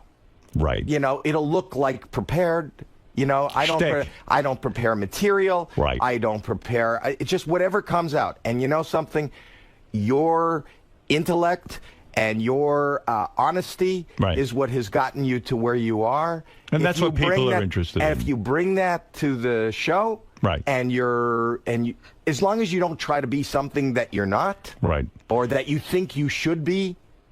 Is this your third season? This is going to be my third season. I've done 2. You've done 2 seasons. This is your third. Yeah. You think Sharon's excited about doing it? I think that she's very excited. She's very excited about you. I think that this is going to be a little hard for her. With the New York thing. Because she has the talk, in Vegas. Right. In L.A. Is she on board? I assume she is. Right. So why are you asking? Have you No, heard no, something? I don't know. I haven't had any contact with Sharon except she came in and did our show a couple of weeks That ago. was before you had announced. Yeah, she said she's on board, but I So didn't then know. she's on board. So what is she going to do? How does she do the talk? don't know. Yeah, I see. She did not say she was on board when she was didn't? here. What did she say? She said that she was staying with L.A. and that, New York seemed to be a problem for her. She loves the show. I think and would love to I don't do know it. that it's a problem for her as much as it might be a problem for CBS, right? Is that But isn't our show, America's Got Talent, way more important than that dopey talk show she does? Because we're a network show on at night that's a huge #1 hit. Well, if she's going to give up one show, give up that other stupid. I don't fucking think show. she's giving anything up, and I haven't. I'm so busy that I haven't had any contact with her. I assumed if she wasn't on board, we would have heard about it. Right. So I think it's the three of us. Was there? I was reading about your relationship with Piers and Sharon, and one time there was an incident where you guys were on a plane. Yeah. Piers was asleep. Yeah. When he woke up, Sharon put her tits in his face, like bare tits in his face. Really? And he was upset about that? Because Nick was videotaping it. Why would he be upset about Nick Cannon that? videotaped it. I'd love that. I know, but Put your tits in my face every fucking day. She's got great rack. She does. Why would he be upset about that? I think because he's the anchor at CNN, and he felt that wasn't the image he wanted to Didn't Piers project. give up the wrong job? Honestly, I thought Piers was terrific on the show. I've said that everywhere. Yeah, I was. I was happier with him than he was with me. Right, but CNN, I think he was happy with it. I think he liked the animosity, and it didn't feel real to me. Do you think it was real that he really didn't dislike you? I think he disliked. I think he didn't get my way of judging. I think he didn't get my sense of humor, and I think that I do think it was real. Yeah. But I don't know. I was real. I took the test on the America's Got Talent website to see who you're most like as a judge, and I was convinced I would be most like Piers. I was most like you. Really? That's what it said. Mine came up with. I took the test too, and mine came up like Brandy. Really? That's frightening. Yeah, remember she was a host. Yes, of course. David Hasselhoff, Brandy. Regis used to be the host. Then it was Jerry Springer. I'm a big fan of the show. So I like you. I said, hey, I'm sitting at home doing this. I might as well go get paid to be the judge. It's the best job. I'm very honored that they chose me. I know, but you seem very incredibly neurotic and worried. No, but that's just him. I approach everything in a serious manner. I really do. But I take it seriously. I'm glad that you're on board and you're taking it seriously. But I'm telling you, have fun, be yourself. But look, the Hoff. Let's talk about it honestly.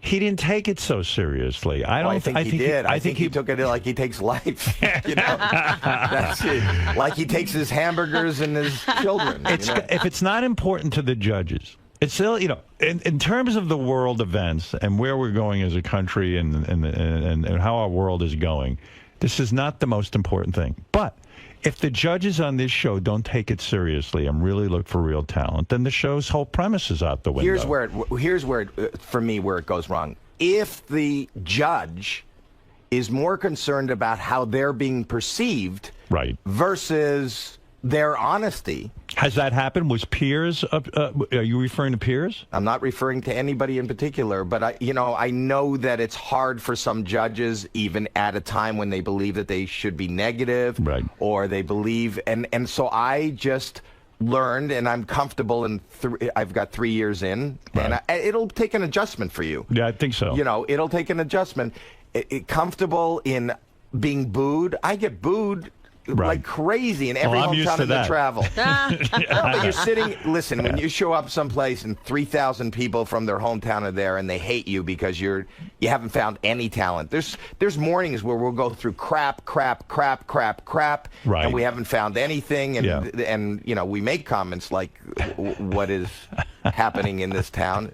It's a hard adjustment, but it's a great show. Now, I like Nick Cannon on the show, Howie. I love Nick Cannon. I think he does a great job. And I told him that I was on his show, and I really do. But I am so worried about this guy. Today he'd announced first of all, his kidneys failed. Failed. Why did they fail? This is a guy who doesn't want to be home. He works nonstop. Did you know his schedule? It's like nuts. It's nuts. Now he announced he's directing a movie. No. Where he's teaming up comedians. And who is he teaming them up with? Comedians and rappers or something. He's directing a movie. When? This is a guy who is not aware of his own health. He's definitely not a guy who wants to be home. Let's be honest, right?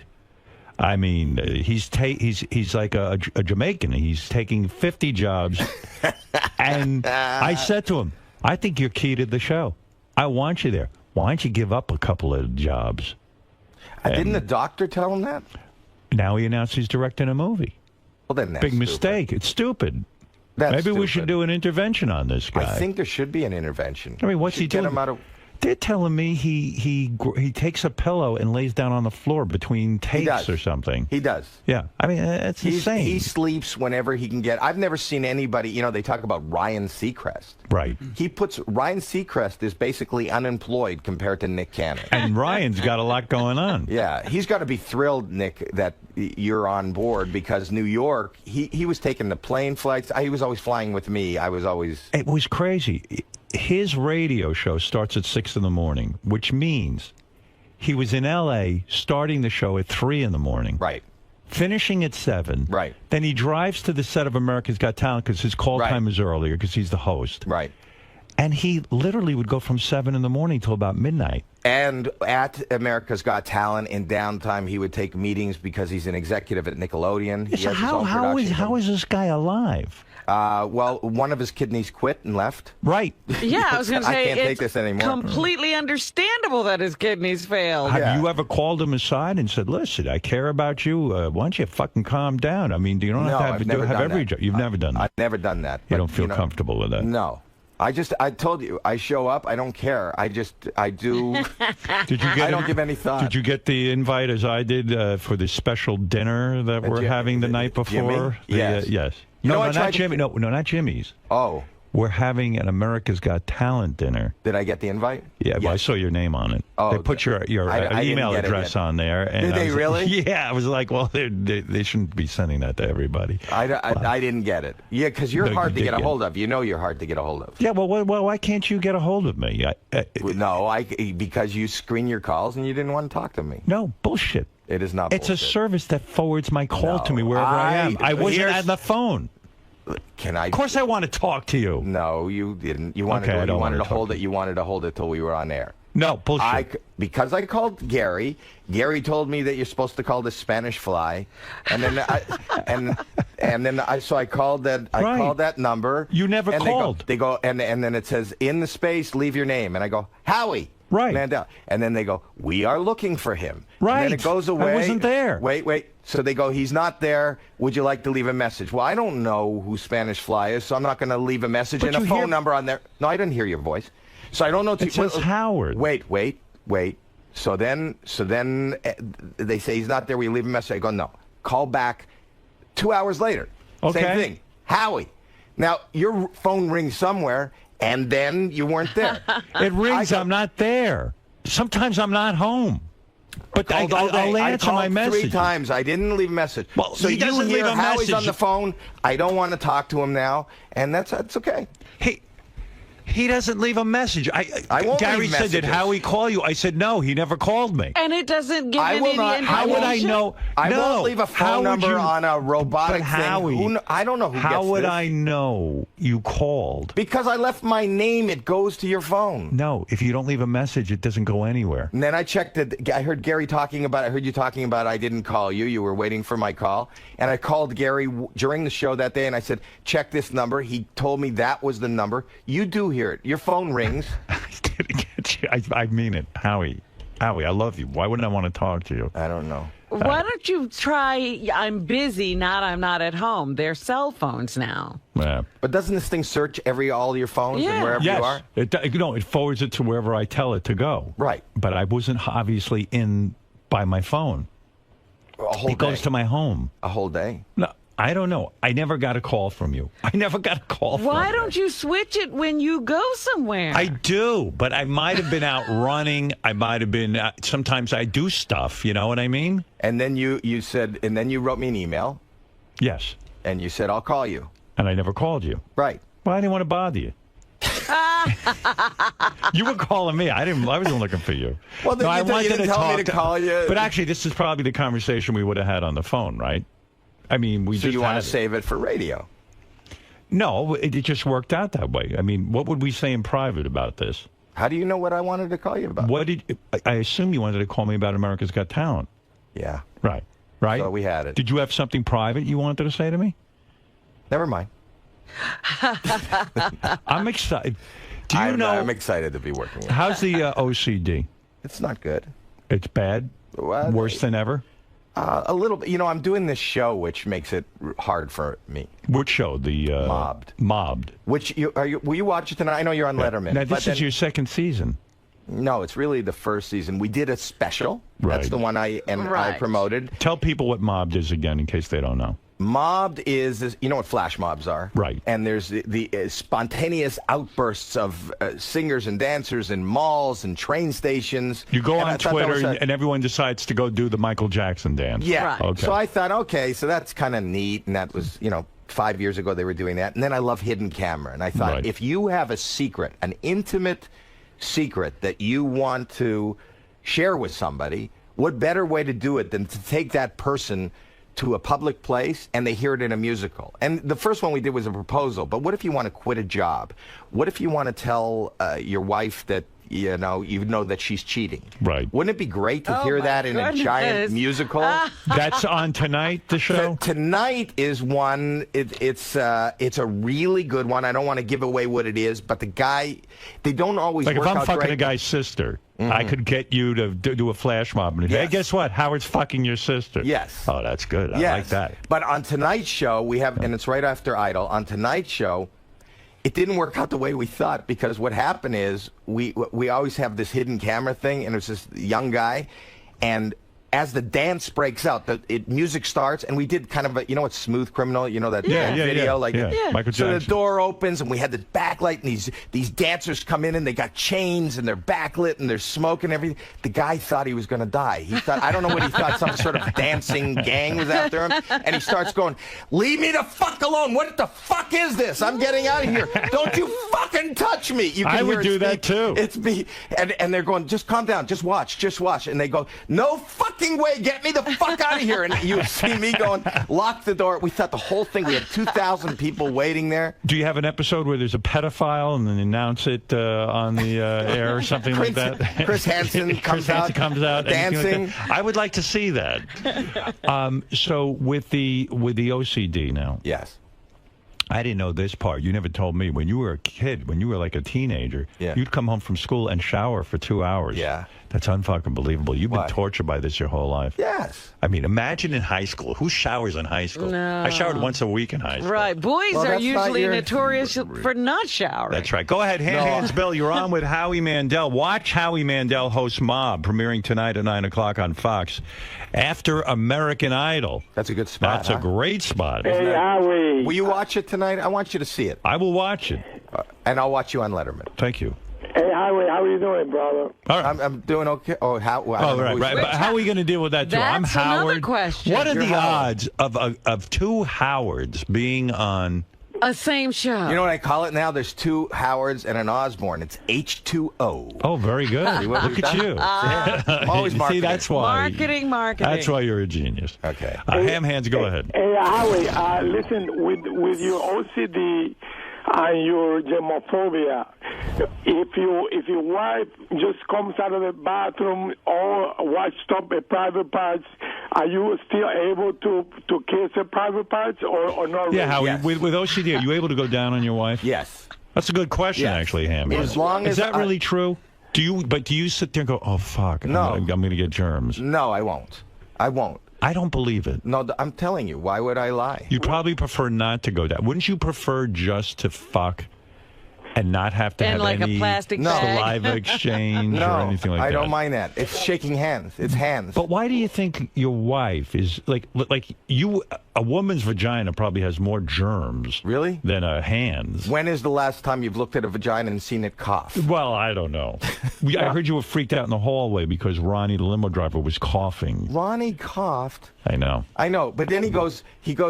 There's not a sound. I'm just standing quietly in the hall. Yeah. And then I hear like that. And I go, "Are you sick?" And he claims he's not sick. Wait. I go, "Are you sick?" He goes, "No, it's just my voice."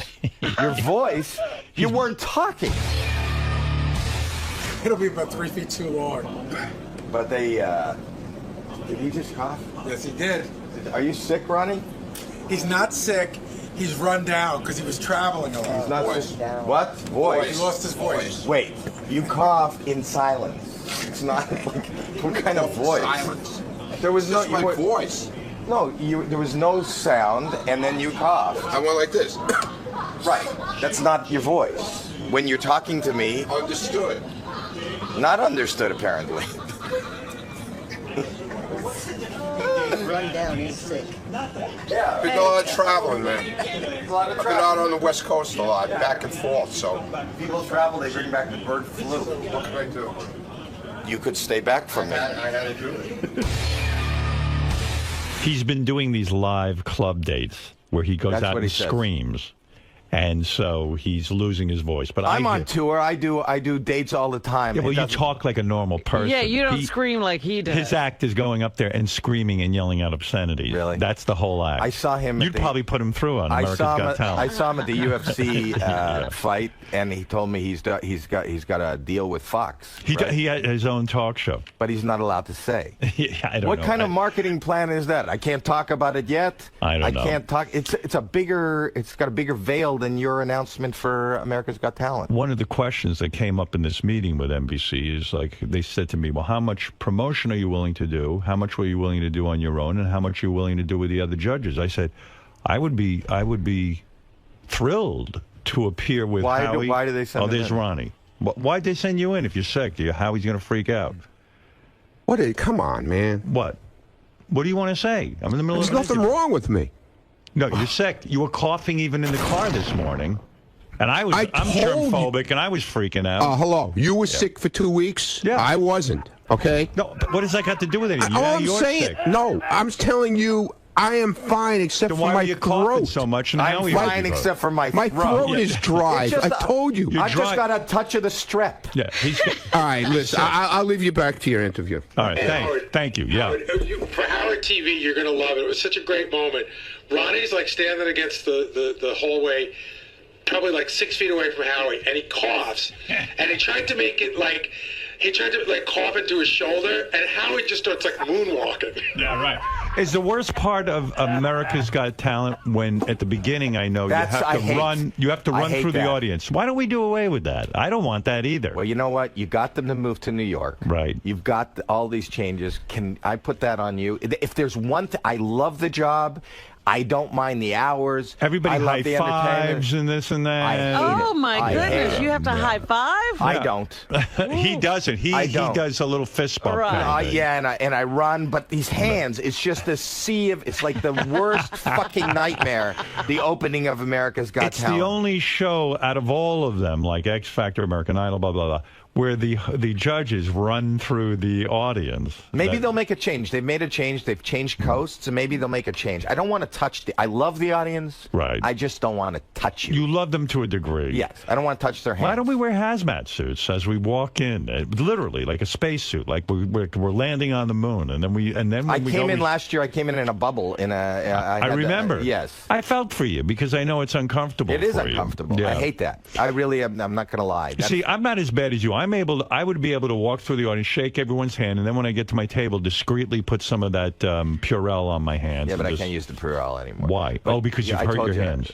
No, I told you. I've told the story before. I You get overused it, and you get rashes. and I got warts because I had viruses because I killed all the antibodies in my hands. Oh, so you can't use Purell anymore? No, I don't know I had my friend who's a surgeon give me that. I was using Purell. I was using whatever they use for surgery. Oh, betadine. No, betadine is. I don't know what I was using, but whatever they. Do you sometimes forget and shake someone's hand like I do, and then all of a sudden I go, oh, now I gotta. I never forget. You never forget. No. When somebody puts out their hand, what do? You offer them the fist bump? The fist or nothing, or I turn and walk away. You turn. It's so terrible. I mean, you are a social guy, and look what you're going through. I'm not as social as you think.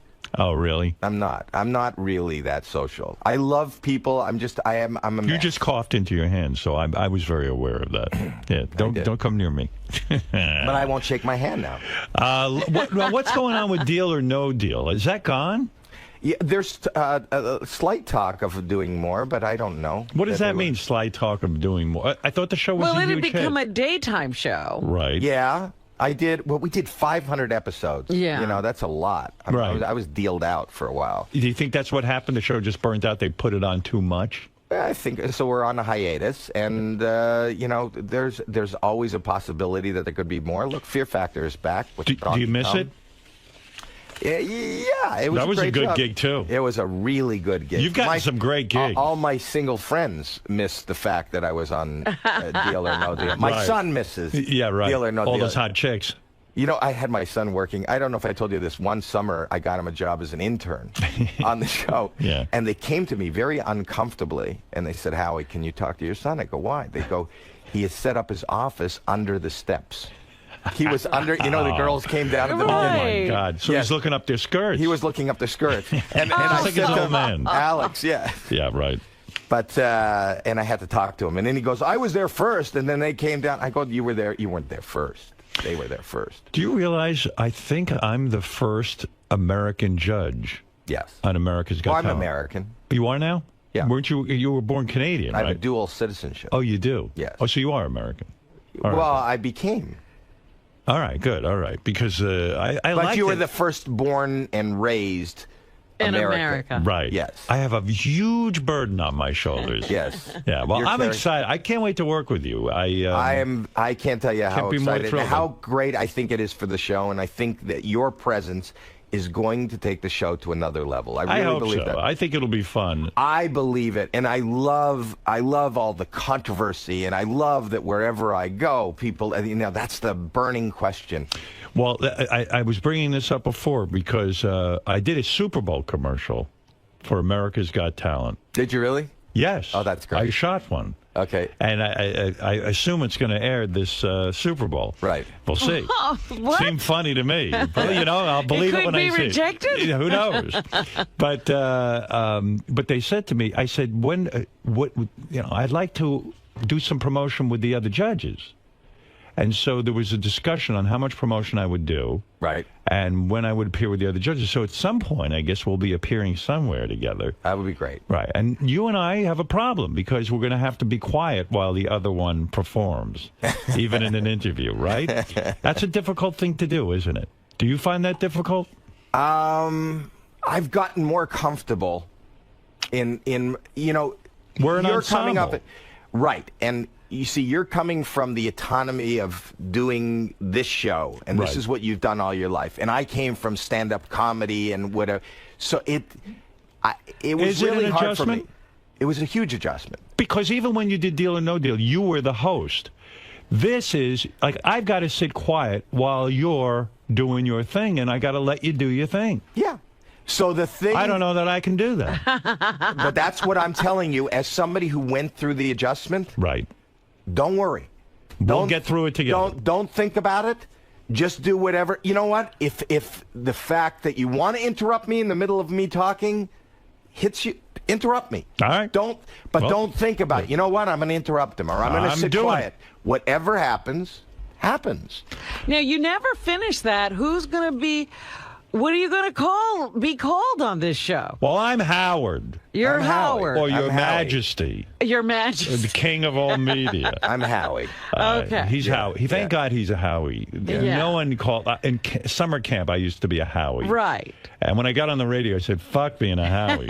I'm a grown man. I'm But Howard. we've talked about it. Howard, for me, is it makes me cringe because Howard was always Thank in God. trouble. Yeah, so I'll be Howard. You'll be Howie. Howard? Yes. Nobody was happy when they called me Howard. Yes, that's true. So, you'll be Howie. I'm Howard. We got Sharon. And we got Sharon. And we got Nick. And that's it. Let's then- go do this thing This is already. going to be great. So Enough fucking talk about it. And Let's what are you go do doing it. tonight? Tonight I am watching Myself on Letterman, of course. That's after. I'm going to watch you. Watch Howie Mandel host Mobbed, premiering in what is probably the best time slot, right after American Idol. And it's something to see. You see a guy think he's going to die, and there's nothing funnier than that. Nothing funnier than guys dying. And I tweet live. You think that's not a good thing to tweet live? You will tweet during the show. Yeah. I think that's a great thing. I'll Twitter you. I'm not going to read that. No, I want you to say you're watching it. I want to just see that you're really watching it. What is with you and Twitter? You're obsessed. I am Forget obsessed. it. Forget that. You're not. You're on it. I'm on it, but I'm on it once or twice. Yeah, every 2 weeks we get a naked picture of your my wife. That's it. I don't know what else to tweet. What would I tweet? Anything I got to say, I say here. I have this. So why would I? What am I tweeting? So you're pointing out I have nothing. All I have is Twitter. It's too important. How many followers do you have? I have over 16. No, I have 300,000. Not this. 300,000. Yes, not a lot. Do you see it as a sign of success if you have a ton of Twitter followers? No, but I see it as a sign of that's my social. I'd like to do that rather than in a crowd. I don't have to touch people, but I could talk to you. It's your way I can of relating. communicate, and you can sell tickets to your shows and things like that. Well, I'm not selling tickets. Well, I want to get viewers. Right. Okay. All right. Well, listen. You're a judge. I'm a judge. God bless you. I'll see you. I'm going to see you in 2 weeks. A week. Is it a week? It's a week or two, yeah. It's this month. Sometime this month I'm going to see you. You excited? I'm excited about doing it. No, I think I'm fine with it. I think you are fine. I listen to you every day. Don't worry. I worry about just keeping my health together. In other words, I don't want to be sick when I go there. I want to have my energy together because this job that I do, waking up two neurotic early, guys are telling each other not to worry. You don't worry. I'm the guy who won't touch anybody. How don't dare worry. you tell me not to worry? Don't worry. Look who I'm getting he's advice worried from. that he's going to get sick. Now you know why I don't take Howie's calls. I'll listen to him. I'll get nuts. I live in a glass house. That's right. Yes. And you know what people in glass houses should do? Throw stones. That's right. Right. What do you do today? I saw you're hosting Regis I'm with and Kelly. I'm going over there now. Are you the co-host? Yes. You'll be the co-host with Kelly Ripa. Yes. And J-Lo. Is it true? And J-Lo is the guest? Yes. Oh, that should be hot. That will be very hot. And so... I heard she lost 60 pounds. Who? Oh, J-Lo? Yes. Is that right? Yeah. How's that? Mark Anthony moved out. You're terrible. You going to ask her about this young boyfriend that she's got? Oh, I shouldn't I? Oh, fuck yeah. I mean, can't this girl be alone for 10 minutes? I mean, literally, she just broke... This is like her third marriage ended. Wait. What? When your marriage ended, how long were you alone? Oh, a minute, but I'm a guy. Women are supposed to think about things. Really? Of course. Well, first of all, this is her third marriage that ended. Right. She just had kids with this dude. Right. He's out. Now she's got a brand new boyfriend. Slow down a little bit. At least date a little bit. Why are you so concerned about? She's Because I'm a happy. judge. I'm judging her. You're judging. I judge everything. I'm perfect for that gig. She's happy. God bless her. God bless her. Yeah. Slow down and smell the roses, honey. I wonder if he'll come over to the show with her. Oh, he probably has homework. Yeah, exactly. Will you ask her stuff like, like how long did it take the new guy to get into your pants and stuff, or is that too controversial for the Regis and Kelly show? I don't know. I will, whatever. I'm not thinking about it. Whatever happens, happens. You didn't prepare for this show at all? I don't prepare. You don't prepare ever? No. God bless you. I don't prepare. I never did homework. I didn't. Preparation is not my. Like I'm going to Letterman tonight. I already know exactly how it's going to look. When I do talk shows, I prepare. You do prepare. That's what I would assume. Yes. Right. Yes. But as the host,